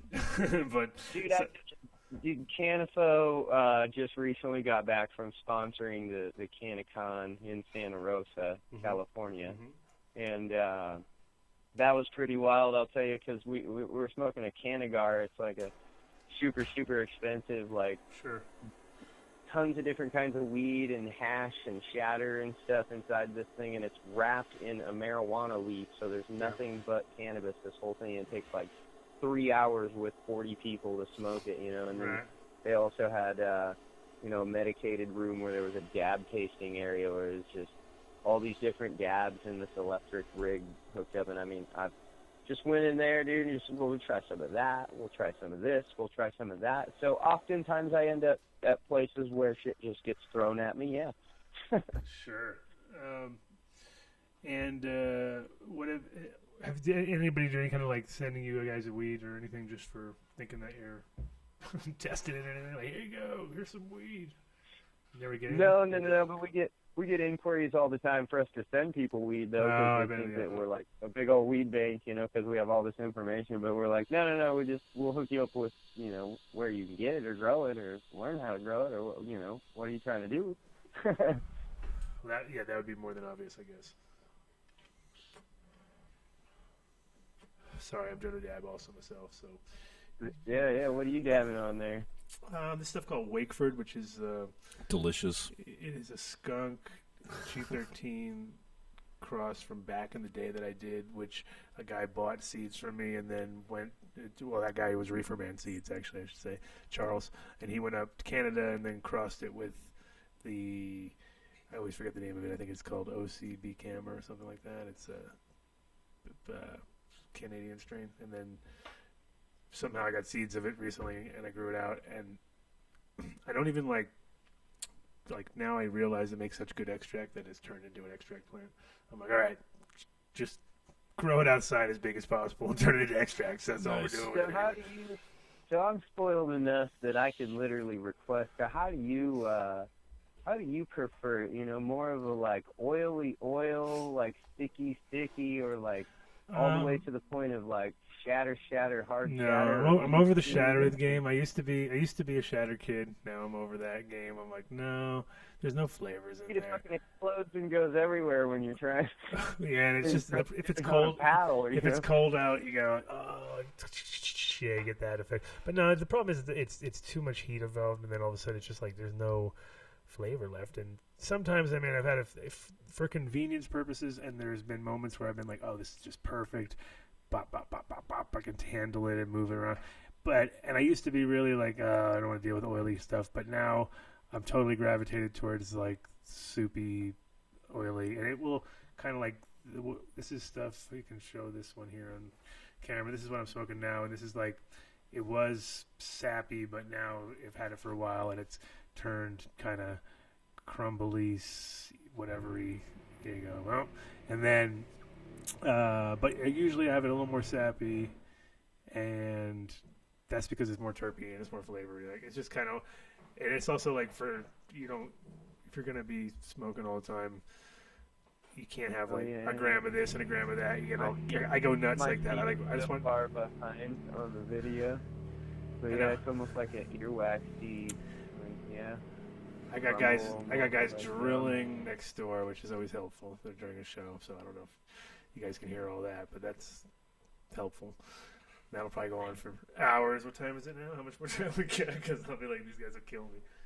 Oh my god, we got so long. There you go. Yeah, you can see the stuff. So Cannafo.com, the best place to find any info you need to know. So yeah, an expansion and things that you guys were talking about, doing specific, trying to get strains to work with specific conditions and specific, like I want this style weed. That's kind of the goal of this next project or whatever. Yeah, I suppose. Yeah, just you know, again, I say there's, you know, either old timers that are coming back into it, or I mean, especially that's a big, you know, old timer, old school. The new recreational walk into a storefront is kind of weird, you know, and right. There's old school medical still, and plenty to the medical side, you know, and everything. And well, it's also different too, you know what I mean? Like if you go state by state, it's like everyone has their own thing. Like some states are really sketch But I suppose, you know, imagine how, like, people have a hard time talking in person sometimes, like sparking a random conversation, but, right, like, they'll go friend request 40 people in a day, right, because digital just gets it done, you know? So we got thousands upon people, you know, just a huge acquisition for people now getting connected to cannabis, and there's a specific strain for them and for the purpose that it serves for them, and not everybody's going to be able to go walk in and really be conversational with a bud tender and make sure they get the right thing and whatnot. And we're just hoping that we can provide a digital something that can facilitate that people are more comfortable with. You know, I personally like the face-to-face interaction way better, but you know. Yeah, I mean, well, that's the thing is, I up until, this is kind of funny, I used to be so into like having my shop, you know, real shop, brick and mortar, and you know, then I got so used to having it that I would never like imagine not having it. And I had it for literally in like Amsterdam for like 15 years there, 20 almost more, and 20 years there, I guess. And then I have a shop here, and it's just kind of like, because I'm so used to having a brick and mortar place, but like so many people I know run their entire business from their little tiny cubicle at their house, even, like, you know, it's like they don't even take a whole full wing of the house because they're like, okay, I only need this little computer in this little zone. And I always tripped me out. I mean, hell, you produce an app nowadays that you can sell for $1 and you can get 1 million people to download it. Boom, Adam, you're a millionaire. Yeah, that's what I'm saying. I mean, obviously you're going to get taxed and shit, but you made $1 million, period. Yeah. No, that's what I mean. I think the reality too is that people are putting out stuff. I mean, there's so many. It's like it used to be at the one point. I remember when I would like, oh, that's it. There's only this many apps for this, and now I don't even want to look because I'm like, oh my god, there's like so many things, and most of them are free, which blows me away. You know what I mean? So how do people make money off those free ones? Just because other people are advertising on them and driving people nuts with Yeah, I mean, commercials. That's the whole name of the game, and in those, you know, where people will make something that's, you know, loaded with ads, and they don't have a problem getting advertisers if they can get downloads, you know, and then, of course, they always offer, you know, the ability to use the app ad-free, and that's going to cost you, you know, $2, $3, but you can see where that scheme of, oh, well, if I can get $2 out of, you know, 1 million people, $3 out of 1 million people. Sure. Well, yeah, I mean, and if you're clever about it, and that's the whole thing with anything. I always say it with cannabis too, especially like if you want to make money at a show, or not even make money, but get to a point where you're making money because people recognize your product. What you would do is come up with something that's less than $10 because nobody wants to spend anything more, and you would give away every single one of them that you because that's why you don't care if it's less than $10, and you would be like, okay, look here, I'm going to give away 1,000 of these things, and then if they're good and it makes sense, you know, like it was funny, the one guy who did that, who was like killed it, was this guy Chad from Bong Buddy, which is the bong cleaner company guy, and like, so back in the day, everybody had that classic grungy bong situation, and he did the magnetic fish aquarium cleaner idea where you would like oh yeah. and it did not work for a bong, and I remember when I got it and I was like, dude, this does not work. It's like, it would work if you every single time you took a hit cleaned it, you know what I mean? Like you started with a clean bong, and every single time you took a hit you cleaned that little thing up, it was okay. But the minute you put it into a dirty bong, it was like dropping a fucking like predator mite into a room full of fucking red, you know, like red spotted mites, and being like, oh yeah, we're gonna get them now, and it's like you just put like 100 to 1 million in it, you know what I mean? It's not gonna work. So so you said you were growing also when you were young too? Yeah. I mean, I probably started growing about 16, I want to say 17. And that was indoors at your house, or that was outdoors? Yeah. Oh yeah. Always indoor. I've always grown indoor. And Mom was cool with it? Yeah. I mean, at first no. Eventually couldn't stop it. Yeah. Couldn't stop it. You had to be like, oh, were you like all angst and stuff because you were like a skater kid? Were you like, oh, no, this is mine? Or was she cool actually and like didn't care in that way? I mean, my parents are both old school hippies, whether they want to admit it or not. So you know, it was probably just after enough times, you know, the mom and dad have the talk. And they're like, you know, I don't think this is going to change. Maybe we should lay off. Right. Well, I mean, the thing is, yeah, it's interesting for me because I lived with my mom, obviously, but it was just me and my mom, and we had that was where I first grew indoors too, and it was a total disaster. But it was like with her luckily with her knowing, because mine caught on fire and that she ran down and put it out. So it would have been like a disaster if nobody was like, really, what's going on down there?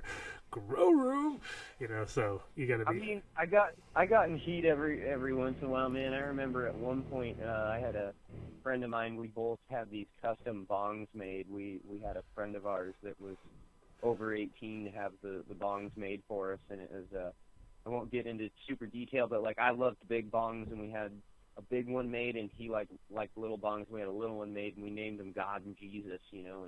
And one day my mom found God, my big giant bong. Mom found God.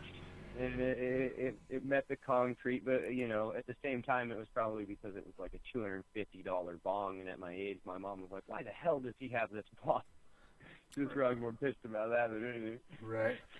Yeah, I mean, how did he get this?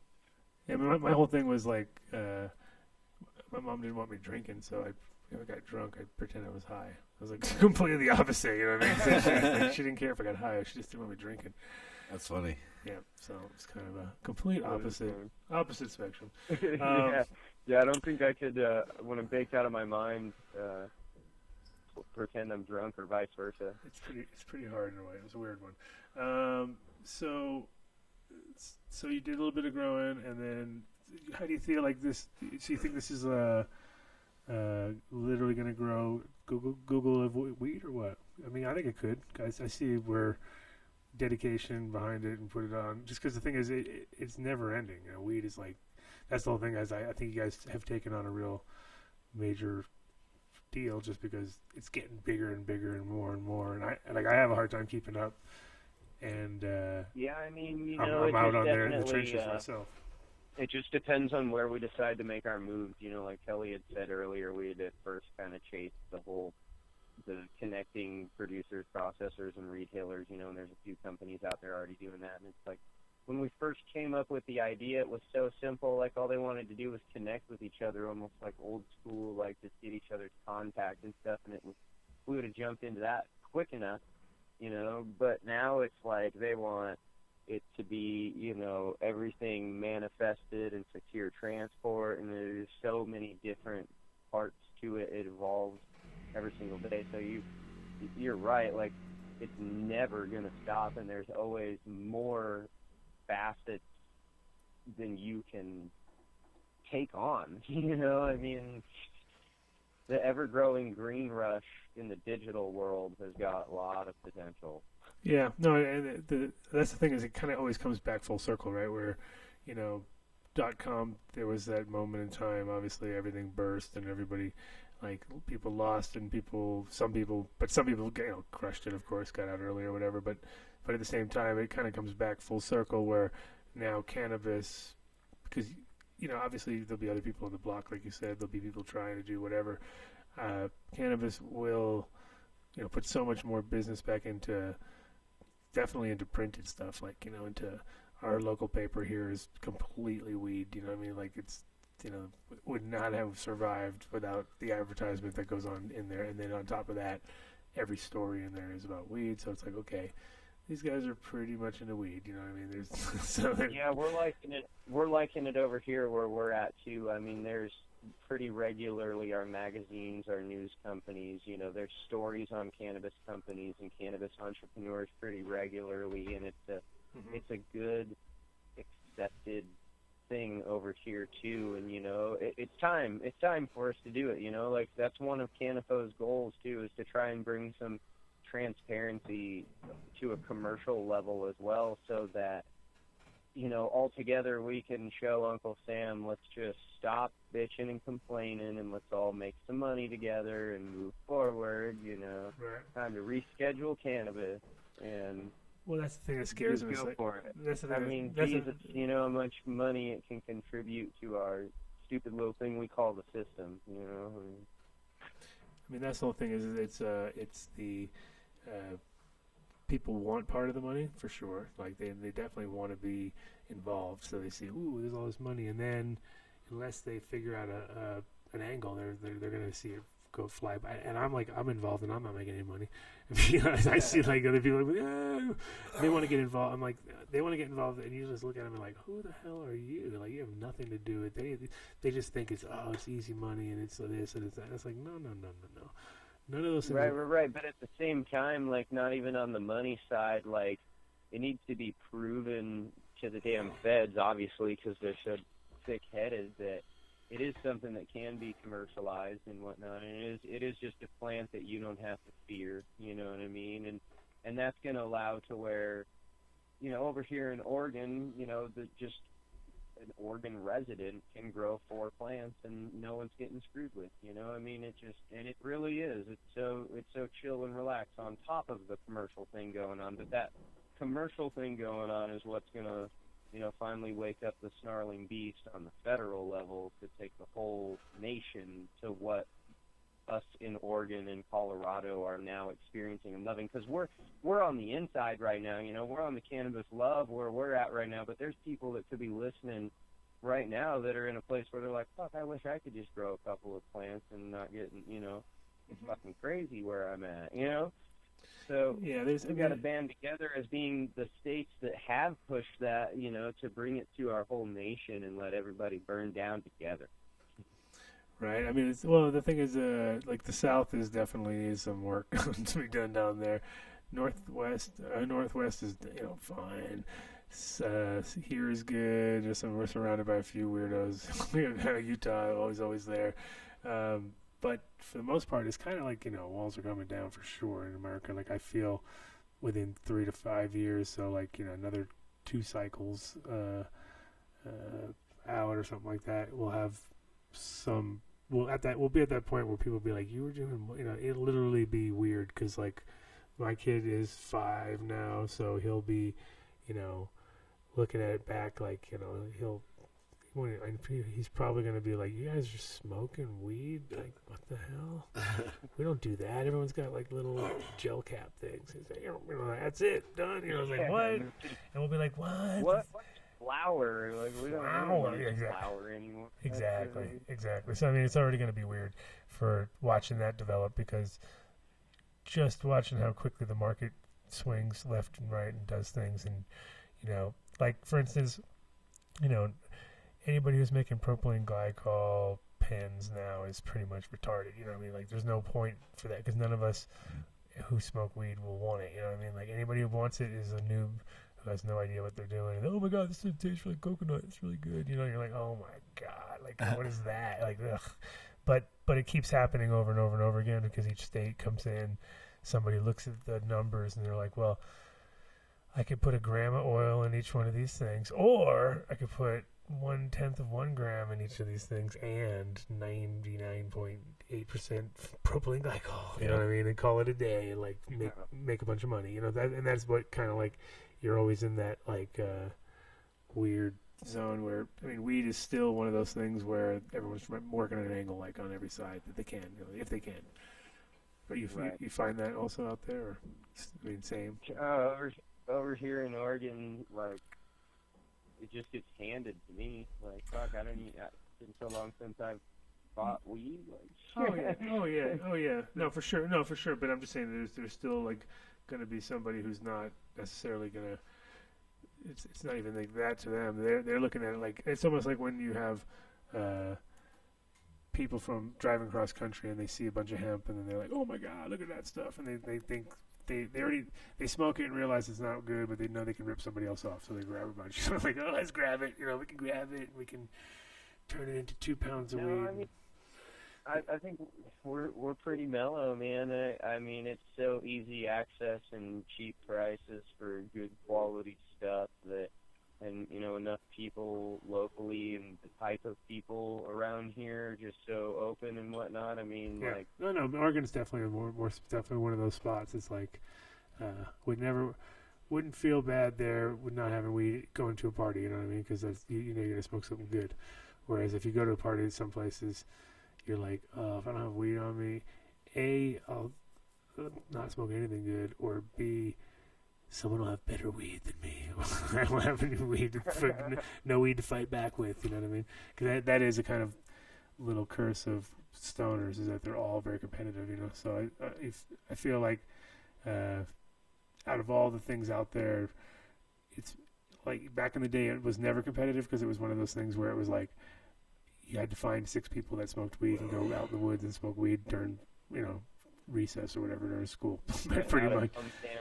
Yeah, because I was in like, just like, okay, I'll go meet you at the spot. Boom, and go get high. And that was, you know, even if you were all totally not into the same thing, getting high was cool. You're already, and that kind of blossomed into the whole. I think that's the reality of all the stoners that I met were always like pretty cool with everybody just because of the weed. You know what I mean? There was hardly any like vibe between anybody or bad vibes, you know, just between anybody. Yeah. It's always like, oh, okay, cool. Like, you know, there could be a 70-year-old guy sitting in the corner getting high with everybody. They'd be like, oh, that guy's 70, that's cool. You know what I mean? Just because you're getting high. Whereas if a bunch of people were getting drunk in that room, it would be terrible. You know, it'd be like, dude, should we pants him and write on his face? And you know what I mean? It's like, he's 70, bro. We need to give him a bunch of shots. Like, you know, something bad would happen. You know what I mean?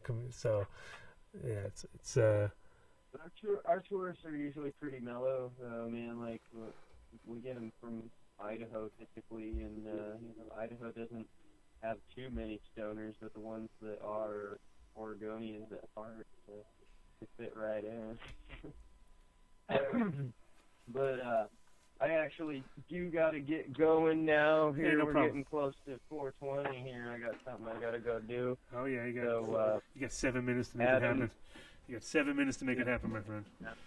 Yeah, it's been an absolute pleasure to come on the show and chat with you about cannabis and what's going on. Not a problem. Look at that, KT. I rolled in just at the right time. Wow, right this is perfect timing. What timing this guy has. Hey, it was awesome to talk to you, Josh, and to hear about the site. Cannafo is awesome. Give it one more shout out so it's official, just since you're getting out. Yeah, Cannafo.com. Just check it out on your phone, tablet, computer. Doesn't matter what device you got. Got over 8,000 strains, tons of information on them. So do check it out. Thanks for being on with us. And next time I'm up there, I'll give you a shout out anyways. See if you're around, because I am up there in your neck of the woods sometimes. All right. Cool. Peace. Adam Dunn Show. Later. Thanks, man. KT, did you plan that? Or you were sitting upstairs waiting? No, but I was listening on the way over. Oh, so you knew I was like, slip right in. Just like, I was listening. That was perfect, buttered man. Toast. Yeah, it was Look good. at him, coast to coast, like buttered toast, slipping in. Hoo ha ha. What'd you bring? Some weed? Some weed from 2. Yeah, is some Yummy. CBD weed or real weed? No. Oh man, I can't attest to that. Top was like, is it Chem4 I-95? Then Mango is in the middle, and then Oh, it's one of those. Kush on it's the a bottom. Two smorgasbord going on. That's there. Smorgas. Yep. Very nice. Yeah, it's actually dry almost. It's like amazing. You know, it's Colorado weed. It's got to be dry. Well, two is a very good guy. I mean, working that system to the hilt as far as not necessarily. I've seen some spongy shit come up with that. I've seen some spongy shit. People can do it. You can do it. You can make spongy weed. It's good. Spongy weed's good weed, right? But It's only- got a little bit of moisture in it. No, yeah, it's weird. It's because once it's spongy, if it gets stuck, sometimes it gets locked in that zone. Like if you're drying here, not here, it will just dry out to fucking super bone crisp, unfortunately. But a lot of places, if you don't dry it properly, and then it's like, it's just so hard. Like it never has that bounce. You know what I mean? Okay. The Yeah. bounce is not there. Okay. So, Mr. KTI, I have a KTI and MTI in the house. Look at this. This is like a major Yo. production thing going on. Something big's happening. Yeah. How's your Lowlands life been? Or Well, that's pretty good, you just, know. just being a mile high, nothing special. Oh, well, you know, it is what it is. But, you know, it's still rural for a little bit this past weekend, so it was good, you know. Go see a little SoCo, Oh, yeah. you know, go see them all getting ready to start planting their fields out there. How was it looking down there? It was looking real good. So They the- just got to take a couple million clones, and they'll be even better, you know. So that's I think the next big challenge. Yeah, next yeah. big heat. I saw the stacks and stacks of The pallets. pallets of fucking little start block things. Don't fall asleep on that. No, Oh no, I left the whatever going. Ah. we don't gotta water them. Oh man, there's so many. But it seems like the vibe down there is pretty cool as far as the town itself, and I liked it. I mean, when I went there, it was like the last time with you. It was like, oh, this is a pretty cool little spot. Was it this time? Was it same? Did you guys go out and hang out with the local weirdness, or? We didn't go out to the restaurant like we did last time and go listen to the live music on the weekend, but because there's nothing going on in the middle of the week. But you know, it's people are out and about. It's rural like rural. agricultural land, and so It's it's just a rural. different, you know. Anybody stop by and see you while you were there? Yeah. They did. Yeah. Well, not me, but two. Yeah, you know, yeah. so Couple. Hey, yeah, a couple twos. people. Yeah, you know, it's all the locals that come in and. It's like, how's it going down here? What are you up to? You Yeah. know, and just walking in, you turn around, and you're like, oh shit, who are you? Really? Just the locals walking in, you know, it's Just kind of like like a- just kind of like a bar or Was there something. You like just a- walk in any and out. goats or anything coming in? Or? No, it's like no, I told them couple we need goats to. walking through, eating all this Yeah. shit. But hey, stop eating my weed. They got cows in the back, but yeah. I could just see that, like train, and then they all go straight for the beer, or what? Does he give them all drunk? Well, that's why that's why I suggested, you know, start raising his own cattle. You can feed them all of the old malts, because you know the way beer gets. Did he have 5 things going this time? The or- beer? Yeah. Oh, he had more than that. He had 5 that were in the Oh. cooler, and then like another however many like in the back, and coffee stout. That's the one I'm pretty excited for. Hockey style. No, coffee stout. Oh, coffee stout. Oh, the coffee. Yeah, Did you get just it? a whole bunch. No, it's still finishing off. He's got to put more coffee in it. Oh man. It's got to be that wake up and go. Yeah. Combine 2 vices into one. So It's pretty I think there was one from. Which one was it? Fuck. There was somebody made a coffee one that was pretty good actually. It was a coffee IPA. Back when I was drinking. back in the day. Way back So in the day. long So ago. long ago. It's okay, now I drink blackberry soda. Yeah, well, that's a good brand right there. That's a legit brand. It's a legit brand. It looks. Oh yeah, their sodas are great. I'm a soda connoisseur. The ones I really like are the actually the peaches and cream is good because it doesn't really taste like much except it has like I want to say it's like you're biting on some bark or something like that. It's kind of a weird. It's like a barky flavor. Yeah. Barky. It's balky. It's very balky. So, have you been working at all, or you just? So that's where you went back up, or? Yeah, I mean my work just got finished for a minute, so yeah, it's Panic set in. You had a big panic moment. well, no, you know, I just accept it for what it is. Just start randomly waiting tables at places. Just like I gotta do it. Oh yeah, just picking up tables left, right, and center. Like, anything else I can get for you folks? You should do that. You Would you could like a actually, refill right here, you team? could probably roll into almost any place and then collect all the money. So I'm here to collect the cash only. Are you paying for cash? She said there's a 10% discount on cash tonight. Are you paying cash or credit? And they'll be like, cash, boom, and you're like, dude, that's just 6 people, bam, out the door. You should be a grifter. You'd be the perfect. I got a grifter. lot to learn. Yeah. He'd be a good grifter, right? Look at him. Oh yeah, He's so griftable. head grifter. You could be the most griftable guy ever because you're so nice. You're so nice. So nice. KTI is so nice. And then they'd be like, "Who's KTI?" And you just change it each time. You like one time you'd be MTI, and then you'd be GTI. Or Katie, right? KT. You don't. You can't be the same thing twice. That's the problem. So you have to have something Oh, where you you gotta can like drop change. the I. So you chop every single letter, and then it's something with the TI. These guys are like working. I don't know what they're doing. Yeah. You may have to go kick their ass. Putting sneakers in. No, it's like crazy. They're grinding over there, and now I hear people over here. Like, what are they doing? Are they coming through the walls? I don't. And on Friday night at 5 o'clock, It's like, what? Who Maybe works they're at- just see what happening here. Who's working at Friday at 5? Not even 5:20 or something like that, right? Maybe they're getting to the bank next door. 5:21, and they're still banging. I mean, what the hell? They know we have a show going on, dude. This is what our lives are like. They're attacking us from all sides Right. at all times, man. No respect. So, but did you check out the site at all? Oh, Cannafo. They're good. They definitely, like, you punch in the Sage, for instance, and it was weird because it had like it definitely had some they had some fill-in information, just what I needed to do, exactly what they said, back door. So I need to get the code from them and go in there and fix that shit. It wasn't bad. It was it was good because it was exactly what kind of they said, where they filled in what they could and they said what they didn't know, which is already in the cannabis world a noble thing, because most of the time it's like, well, I don't know, so I'll make it up, and then it's like, great, now you just fucked it all up for everybody else, because then they're like, oh, dude, yeah, it's Kush. And you're like, well, there's no Kush in there. Well, yeah, it is. But the guy told me so. It's like, no, it's not a good idea. You should try to, and it's also not their fault. They just get a bum rap. It happens a lot. It will always happen. Some of that info is always going to be debated too. Yeah, so I mean, Yeah. But so you find their stuff. What's up? Yeah, I'm checking it out right now. Check it. It looks a little leaflish, but Wow. right or not? I don't know. I mean, It- Right. Color scheme. yeah, I You guess. You gotta be careful. But Oh, yeah, we got the little ooh, bam. Negative out. effects. They should be empty. Let's That one's see. going to be blank. Here, I'll pop over to the screen Oh. capture. Boom. We're here on Cannafo checking it out right now. What is this for anyway? TRC Texas. What the hell? I was is that? looking. I was How'd you- looking for Texas hash plant because that was like one of my favorite Uh, strains from this one dispensary I went to, once. and they lost the cut supposedly somehow. Never to be seen again. Yeah, and I always look it up because I always look it up whenever there's like one of these type of like sites or whatever. But yeah, no, it's cool.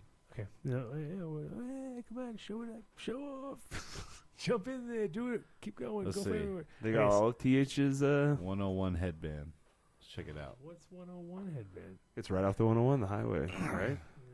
See, It's not that 707 headband that is from the 707. It's from the 101. You know, It's gotta have an O in the middle. yeah, it's different from the 303. Yeah, one's an area code, one's a road. You don't get them mixed up, bro. Don't get it mixed up, man. So we got anything planned for the next couple weeks? So I'm still haven't got the full disclosure on the whole for the ADSI, so I'm not 100%. Can't be out there Okay. broadcasting and getting my names all figured out. But I think it's for sure, and it may even become a bigger and better and more than I think for sure. So it's one of those deals. So that's my teaser of the week when it comes to ADSI. But in general, we got anything else coming up that you know of? Oh, the 5th. Oh, actually, next week, right? Next week. There you Yep. go. Oh man, see, I forgot. Totally forgot about it. But next week is going to be like the burner weirdo weekend going on around here. We're gonna have a visionary artist. Howard Clay is gonna be here. He's actually probably he might even roll in by the end of the show, but he's gonna be here. Gonna pretty much change the whole vibe of this place. Get all spiritual, bro.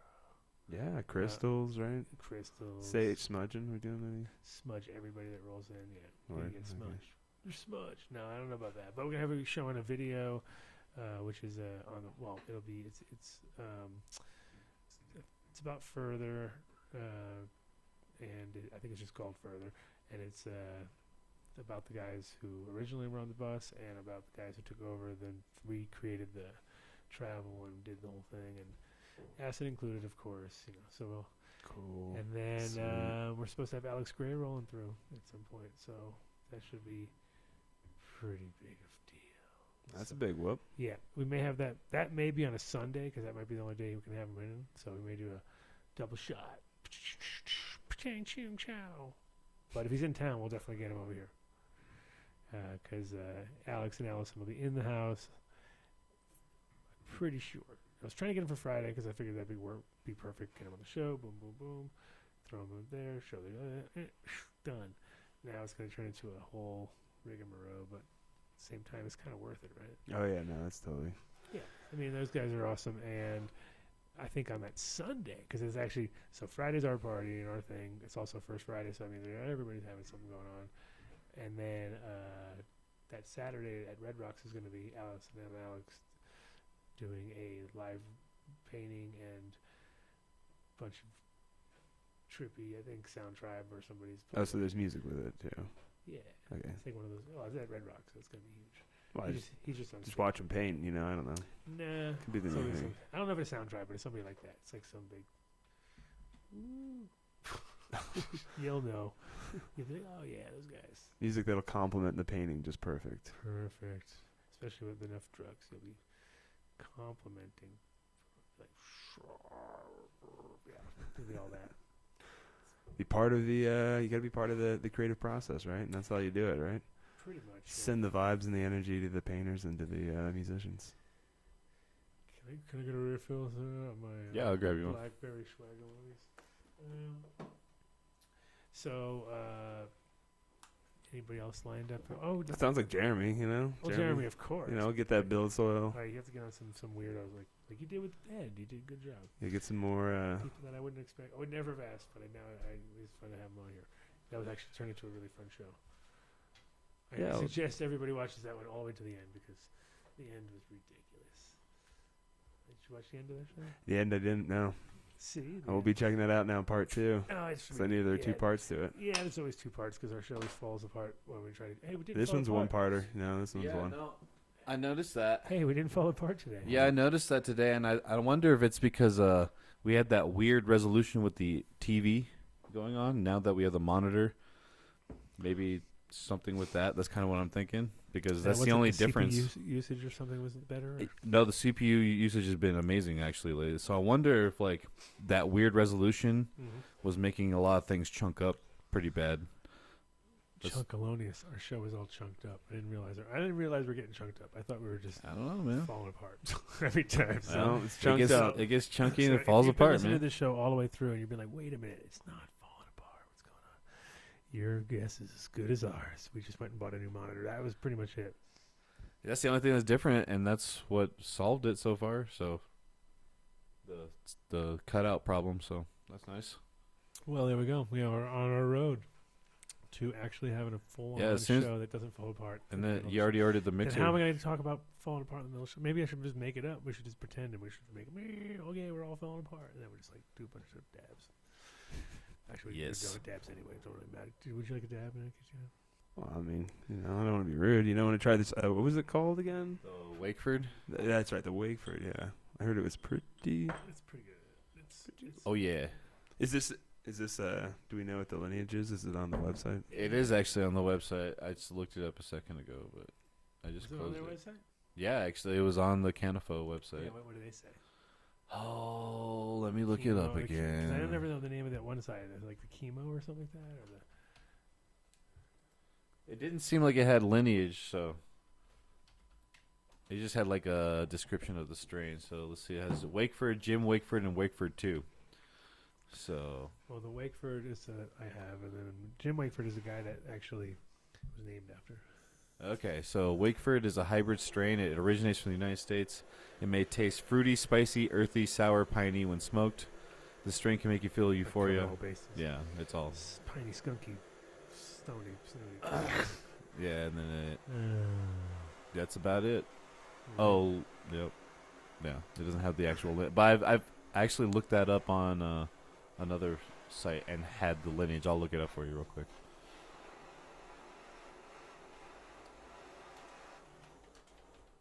Oh, actually, let me see if I can get Jeff. If I find Jeff's number. If I have it.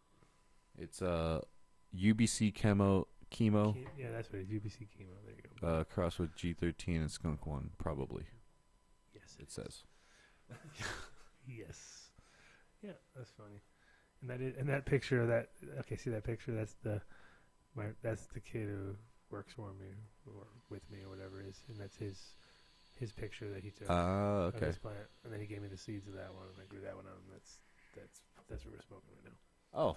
That's the actual plant. That's literally that's the plant. Wow. That's fantastic. Because I remember I was like, dude, isn't that the same Homer bucket that you showed me? He's like, yep. It's pretty funny. So Reefer Man, who's the guy above, that's the guy that he used to work for. Ah, got it.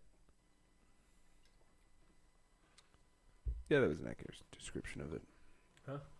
The description, the flavors, the terps. Yeah, you're all over it. Oh, yeah. You nailed it. Right in the order? Was it the same order? Yeah. Yeah, because I like all the sweet type flavors, but that had a nice like piney, hashy flavor at the end there. You know.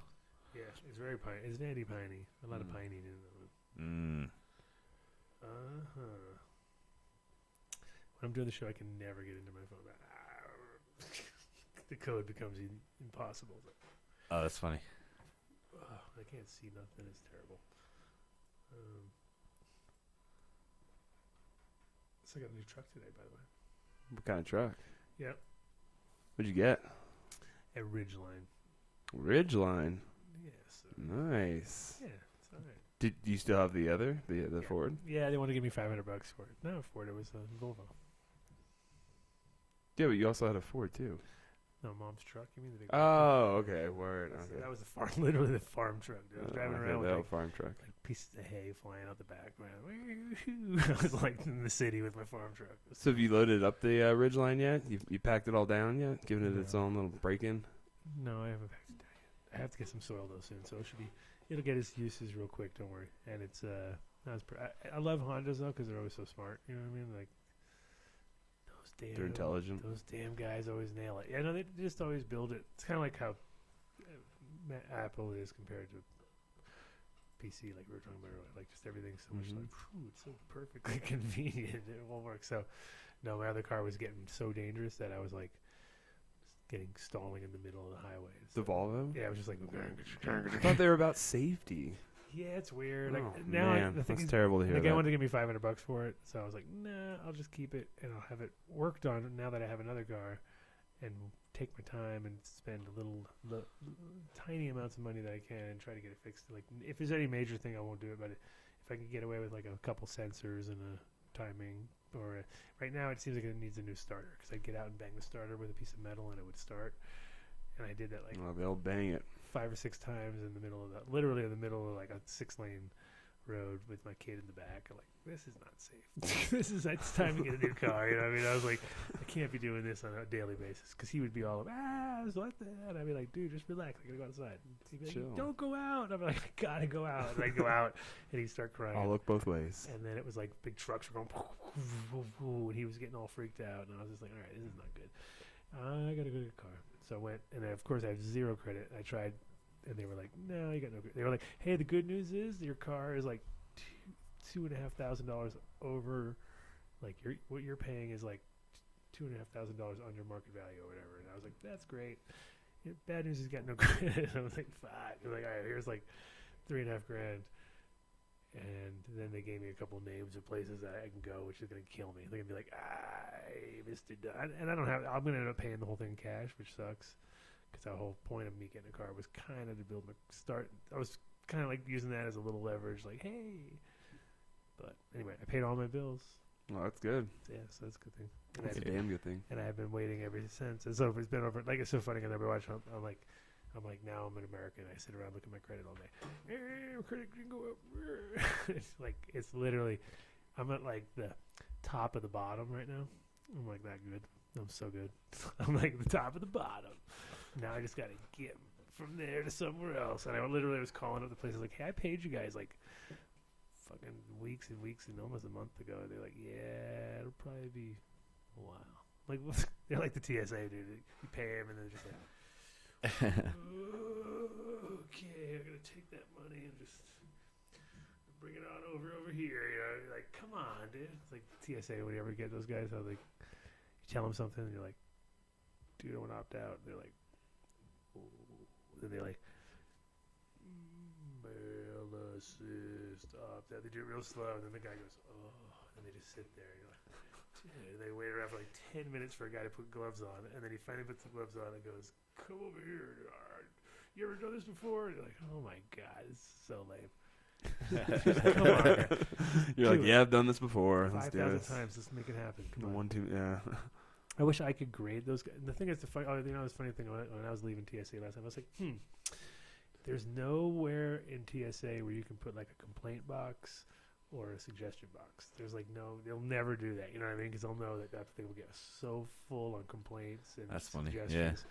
Both because I could literally, if I had somewhere to do that, I would do it every time just because I almost feel like I want to give them a grade, and they always fail. You know, like there's like once in a while where I'll go, hey, this guy is pretty good at his job. But most of the time, it's like they fail either at doing their job properly and or remembering like anything they're supposed to say properly, and they just like, yeah, my hand's gonna kind of go sideways motion like that. Like, you know the new regulations. Oh my God, these guys are, like, I'd give F. That would be a great job. I think that would be like the person who has to get fucking searched by the dudes all day and tell them how lame they are. And be like, you get an F. Maybe we can Yelp it. Oh yeah. Start one of those. You know, Officer yelping. Like officer number 48362. You have been yelped as a total douchebag. Oh man, this guy's a dude. Can I scan your thing, your badge?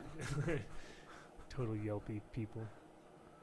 Yeah, that's bad. You don't want to do that. You don't want to be that guy. I'm not. No, I wouldn't advocate that at all. Would not go over so well. No. Okay. So, nobody lined up. We have nothing. Oh, the bro's coming on in June. You saw that. So he's all. Yeah, amped no, up. I saw that. He's amped up, and AJ's amped up. Everyone's amped up. It's gonna be a battle. It's gonna be crazy. Yeah, I'm excited. People are talking already about it. Get the real story, and then we'll see. They'll probably change the Cannafo entry on it. Yeah, it's gonna get ugly. So we're literally gonna we're already like, holy shit, this is gonna be bad. But at the same time, it'll be cool. It'll be interesting to see. And then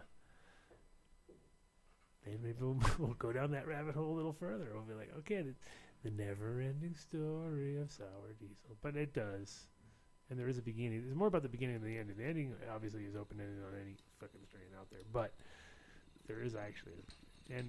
And part of it's... I mean, I'm not going to break out all the details, but it's definitely, there's photos of that original plant. Polaroids. Because it had to be, because you couldn't bring your photos to a lab. Here, take this to some random people, and then don't give it. Definitely give it back to me, and don't tell the cops.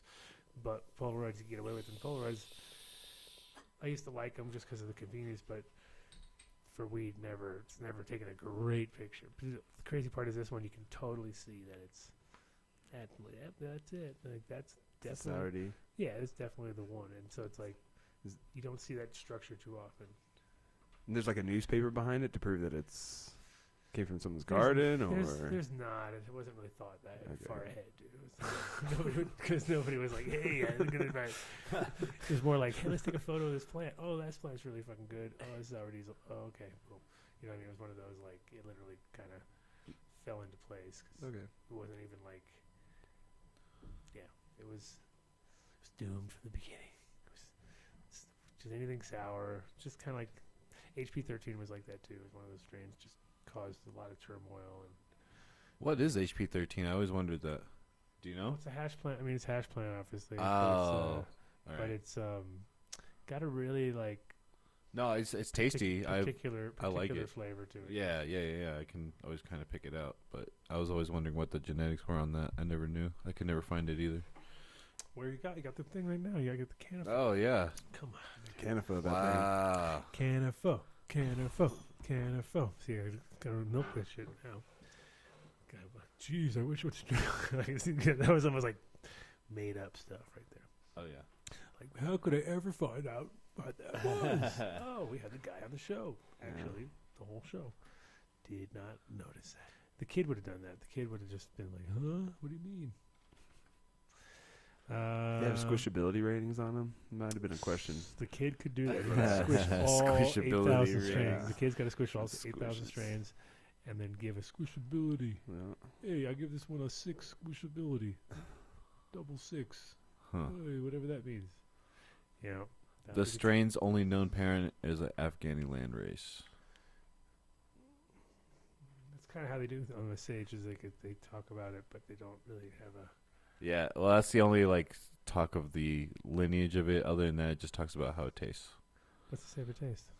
Oh, let's see. It may taste fruity, spicy, earthy, sour, piney. That's what they always say. When smoked, this strain can make you feel euphoria, creativity, calm, numbness, appetite gain, and pain relief. Side effects can include slight anxiety and slight dry mouth. Yeah. Okay. It's got more of a. It's got a weird. The thing about HP13 is it has a very, it's kind of like a weird. It's like a soapy kind of. Almost like I want to say like a very bizarre. It's not completely across the board either. It's like almost like an aftertaste thing, which like during the hit you might not notice it. On the exhale, you'll notice it a little bit, and then right after the complete exhale, you'll notice it a lot. And it's almost like a, I wouldn't say like cat pissy, but it's almost like if you could take the cat piss, part of the cat piss out, like the actual, like that's a fucking cat's piss, like that part of the cat piss, and just have a microscopically small drop of that at the very top end of the fucking exhale. You know what I mean? It wasn't like, it never like culminated itself on the bottom end or never made itself known in the smell of the thing. It was just kind of like a weird, and it wasn't that big. It was like it wasn't like a whole blow. It was just like a tiny, as it, what the hell is peak, and it gets this little, like a faint little strong thing. And the biggest problem in Amsterdam is it was very powder mildewy susceptible, and it was like the first plant that really rampantly, because people were growing a lot of it, and then all of a sudden these guys didn't know what it was, and it kind of like would get, you'd see it at the base of the calyxes, and it would kind of start all over the plant instead of it being spot on like a leaf, and it was like this shit would like attack the bud, so it would turn the whole bud white. It'd be like people go, yeah, my weed's really white. You'd be like, no. It's that new frost. You'd be like, no, because also then it smelled like sour milk. That'd be the worst. You'd be like, oh. So that's the problem with HP. It's kind of like it kind of got that reputation over there, and growers stopped growing it, and then people didn't really have the patience to grow it again because it'd be like kind of like a vector for your whole room. But that's the whatever cut came to Amsterdam, and that was told by me at the time. That was like one of those ones where like, it was like, no, this is the cut that caused all the misery and everybody hated each other. So I could see like one was like, Wow. maybe powdery mildew had a problem with it or something like that. I don't know, but there was like more of a jealousy thing, and I wanted everybody wanted it. It's kind of a deal where, should never do that, but it happens a lot, and always with the best ones. I wonder why that is. No clue. No clue. Seems like the construction's over. That's good. Yeah, that's nice. That's nice. A little better. The show was a little bit. So it was like it's a little bit weird doing the thing and then having a guy like work on a wall behind you with a jackhammer. It was nice during the Skype. He's like, mute your mic, while it was happening, but Yeah, we don't know how it sounds on the output, but probably shitty, but whatever. Sorry, guys. Sorry. That wasn't our fault. So we have Alex Gray and Allison Gray either on either Friday or Sunday, depending on the situation, and then you got lined up a whole bunch of crazy, gigantic, humongous stars that we don't know about yet. But Oh you yeah, can't it's tell all me. it's all in the mix. It's all in the mix. It's all in the mix. You can't tell me because it's so big. Well, you know, you got to build up suspense, and you know. Suspense. I'm excited. And then I got no big shows coming up. Did Cannacon and all that last time, and that was fun. Got to eat Amy's again. So it's always funny about going to Santa Rosa. I have to go to Amy's. You know Amy's? Oh yeah, no, we met out there. of Yeah, course. yeah. You were there. Yeah, we met on that. Had to go there. I don't know what That was this good. is. Amy's is the same as the frozen Amy's, like Amy's macaroni and cheese and all that shit. I get the Oh, okay, yeah, So yeah. they have one drive-through spot in Santa Rosa, which is like should be in every town. It's like actual fast Soon food. to I could be eat. probably in every town. It's weird. It's like they've been open for years and they haven't expanded in California by any number at all. They have one spot still, and you're like, how could you have one spot? This is so good. It's like it's weird because you know like the only way to be a successful fast food chain is to have like a shitload of spots, obviously. Well, you know, it's limited right now. It's hard to get. You know, build that hype. Well, there's always like 6 to 8 cars in the line, so that's always a good sign. But at the same time, it's like kind of like, and I just go inside anyway because I want to just like I want to see it, bro. But pretty damn good. Could be done anywhere again, no problem. It's not like it's that hard. It's fucking French fries, I milkshakes. bet you will be. Pretty simple, Yeah. but yeah, it's weird how there's so many like unhealthy choices, and then you try to get like one healthy choice. It's like, oh man, this is it. And only like me and Cece, like Cece's like send me photos. Like, it's like photos of a what, a burger? Like okay, here you go. And the milkshake too. Of course, the whole thing. Photos, eating it. You know, I'm eating it like you're eating it. It's that big of a deal. It's a big deal, bro. And the composting part. Yeah, well, yeah, they have. I mean, You know. exactly. Pictures of everything, right? Yeah, I didn't do the pictures of the composting. Oh, okay. No, because I didn't eat there. I did go eat in the car. I did like go to like gotta get in the car on the way to the airport. One of those deals. It was fun. Cannacon was legit otherwise? Or what was your Yeah, panel? I missed everything, dude. I I came did. like it was one of those deals where I came.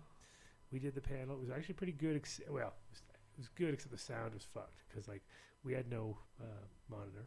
No, okay. So it's me, Colin Gordon, Sonny Chiba, and Odie Diesel, and like Nice. we couldn't hear each other.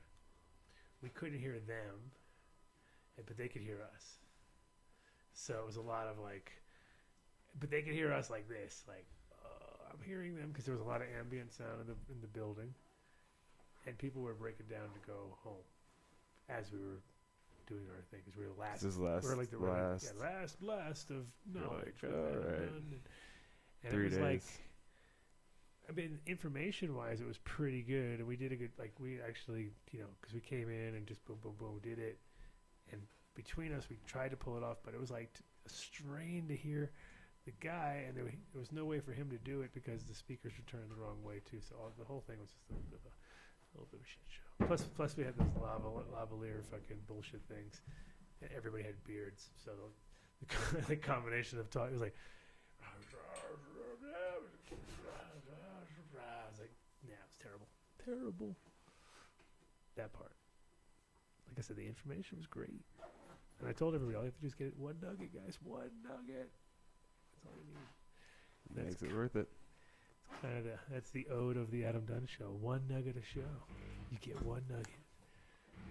And usually we do. Now we're back. They're back. I can't believe these guys came back. It's almost 6, man. Dude, it is 6 o'clock. Hey, that's awesome to see that Almost. these people are 5:49. working hard. It's Some 5:50. dedication. 5:50 on a Friday. Fuck. Anyway. So, oh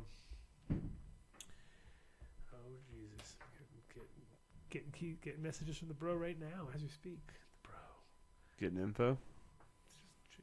getting ready to get here. He's getting excited. It's only months away. It's Let's only get- months away. Yeah. No, it's only about a month away, though. A little over a month. So, are you a permanent resident of Denver now? Well, not yet, you know. Come on, man. Slow and steady wins the race, you know. I mean, it's pretty beautiful out there. I assume you're right. Boom. Okay, well, he's ready to roll, I think, is what it's saying. Somehow. Yeah. He's calling us? Oh, no, he's not. Nobody's calling us. Oh, I thought someone was calling us. No, Okay. this is just, he's coming on the show in about a month. Oh, So, fantastic. that's cool news. What else we got going on? Anything great? No, I think we're gonna round it up around 6 because these guys are gonna start making noise. We're go nuts, and Yep. I think I had another guy who was gonna roll through, but he says he's running late, so we'll give him. If he comes here in the next 9 minutes, then I'll be like, all right, let's do it, man, you're here. But if not, he's not even coming for the show officially, and he'll be all scared anyway when he comes on. But he's gonna come on the show later. It's my friend Josh, and he's. It's funny because it's one of those deals where he's an organic grower, and but like organic vegetables mostly. He's just figuring out weed stuff, and never realized like even what we were, what I was doing. And he's like, "So you got seeds? You breed seeds?" I was like, "Oh my god, dude, what are you talking about? That's what I do." And he's like, "Oh." Anyway, he's turned out to be like pretty fascinating as far as like he's working for a really cool company out of California, and he is organizing like sort of city party vibe. He's the guy that did Big Wonderful. He's the organizer of that, and now he's working for a soil company, and he's also going on tour. And he's like, you should do these speaking tours with me. He goes and speaks in front of people about organics. So he's got his shit together about organics, bro. But be cool to get him on. I told him someday, and then I kind of on the way over here, I was like, "Yeah, we do come on the show." He's like, "Oh," so he's already nervous. I think he's pretending. He's probably driving around in circles and around the block, waiting till I tell him that we're done, and then he'll pop up magically. I bet. That's good. Never know. Always got to get more info on organics. Most of the popular. Of course, and that's why we're gonna get Jeremy on soon. Maybe I'll do a spring thing. plant. Actually, that's a good idea. I'll do a Jeremy Josh intro on the show. Get them all excited because Josh is such a well-connected guy, and he's also really torn between Colorado and California at the moment, so could be interesting. And yeah, that'd be a good combo. There you go. Boom. See, there, done. Brainstorming. Upcoming show. Adam Dunn show. All that. Let's do a quick sponsor round out. Just give them their 2 cents worth, not even the full 10 cents worth. But we'll start with New Millennium. NewMillenniumNutrients.com. Is it MillenniumNutrients.com or New Millennium Nutrients? NewMillenniumNutrients.com. Okay, I'm just triple checking because it seems like a long one. NewMillenniumNutrients.com. I think he says he's going to update it and change it soon, but at the moment, NewMillenniumNutrients.com. Check them out. Get them locally, and believe me, it works. Good shit. Good shit, man. Good shit. Speaking of good shit, come on, booyah. Say that about any one of our sponsors because it don't matter. They're all. It's all good shit. Seedsherenow.com. Seeds here. Seedsherenow.com. No, wait, seeds. Here. Now. Seeds. Here. Now. Booyah, we did it. That was it. Worked hard. Do we? But no, we don't. They work hard. They work harder. Look at all these strains. Look at all these people. THC, Ethos, Motor Rebel, Top Dog. What's that? Snow Hive, Crockett. What's Plan that? quick. Best Coast Genetics, Best Coast. DJ Short, Dr. Blaze. Dr. Blaze. Yeah. Whoa. Imperial Diesel, Genetics. Homegrown. Yeah, Wonders. Yeah. Wonders. Musca Seeds. All right, there's 35. We can't go Yeah, through. it was all. I think the Loud is coming on the show real soon too. Loud. He's waiting on a drop. I think that's where that's coming too.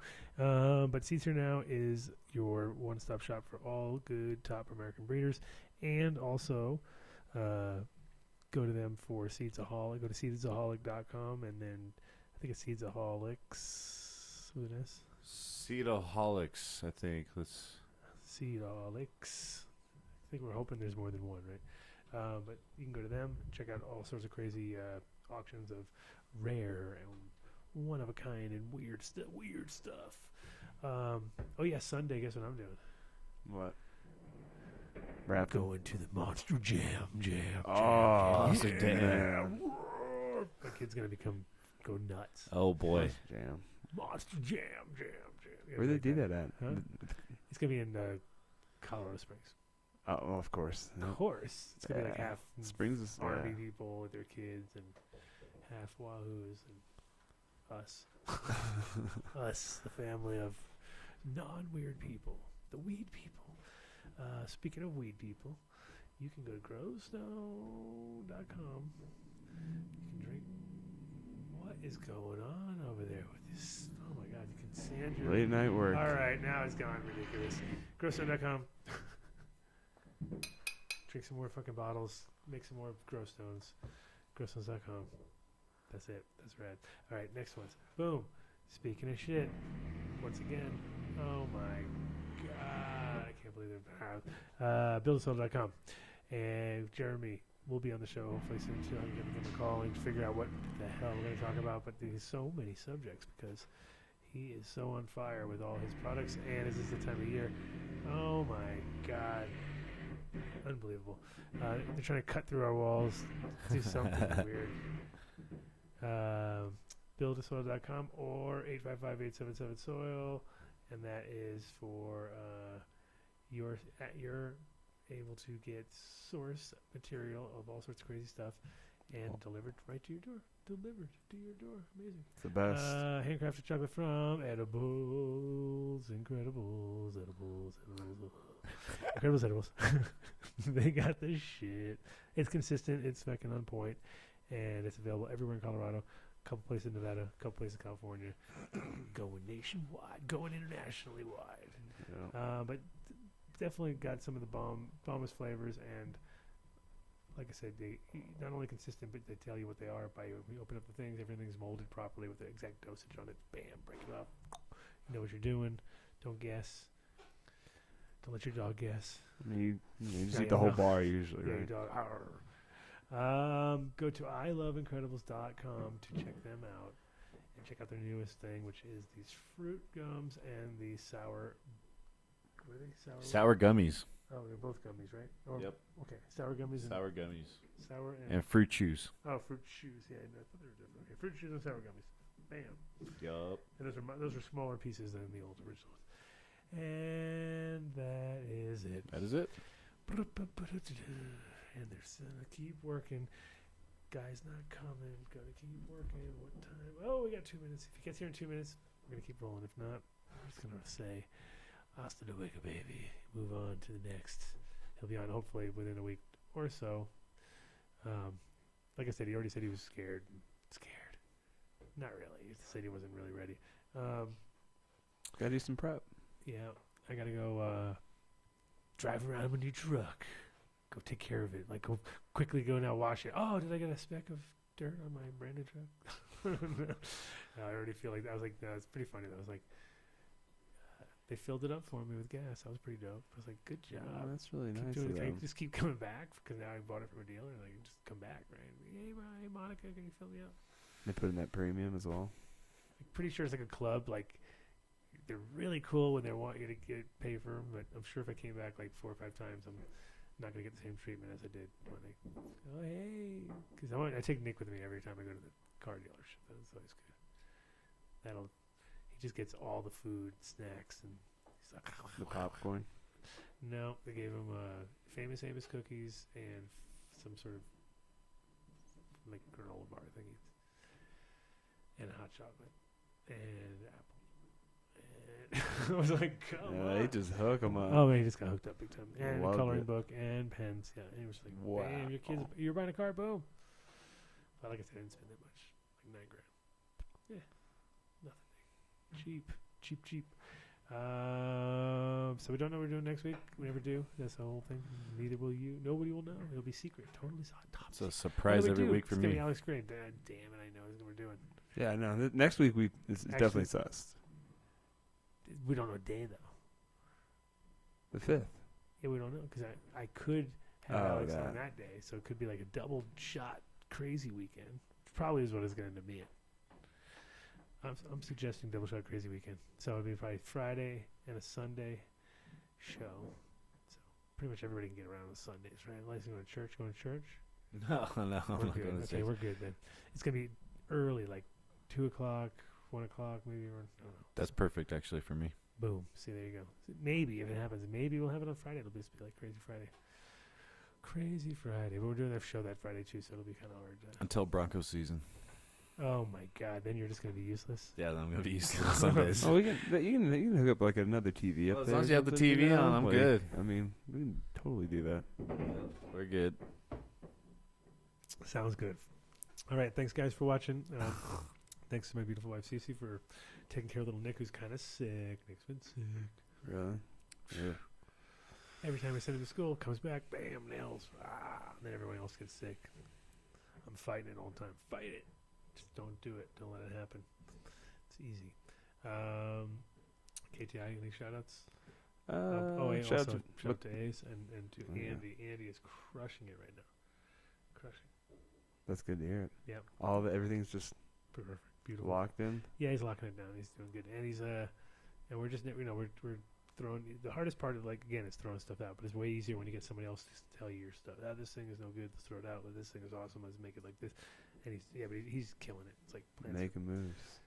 because normally it's knee high by July for your outdoor stuff, and we are 6 foot wide and 7 feet tall indoors waiting to go outside. So it's like, Awesome. oh my God, how are we gonna get these out the door? It's gonna be impossible. It's gonna be a lot of work. How big are the containers? What do you got in there?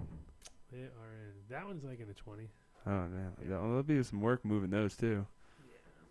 Yeah. Anyway, work ahead. Work. So, any shout-outs? I'll shout out to the mountains right now. Shout out to my mountains. The mountains. Mountain shout out. Yeah. Yeah. All the mountain girls you Boom. love. All the mountain girls you love.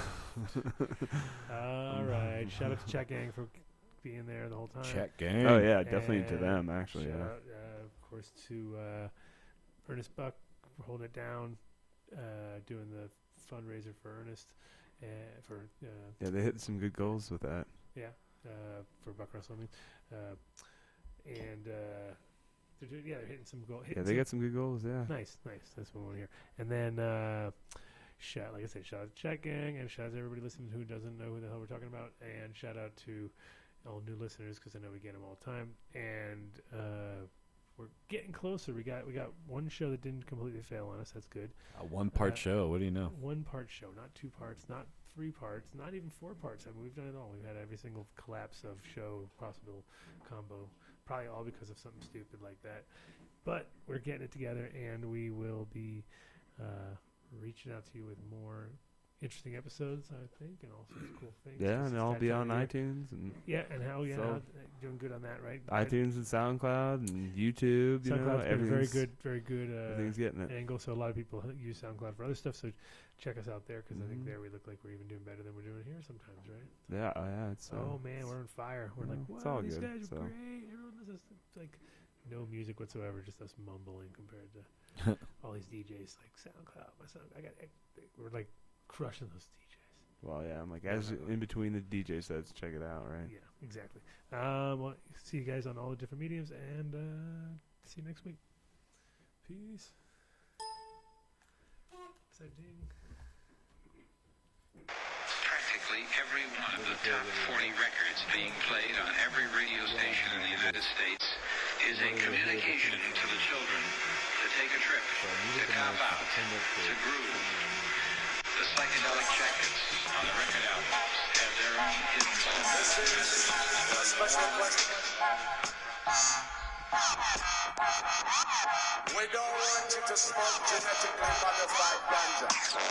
We want you to smoke the real thing. We want you to smoke the natural herb. Some call it marijuana, some call it sensibilia, some call it lamb's bread, and some people call it ganja.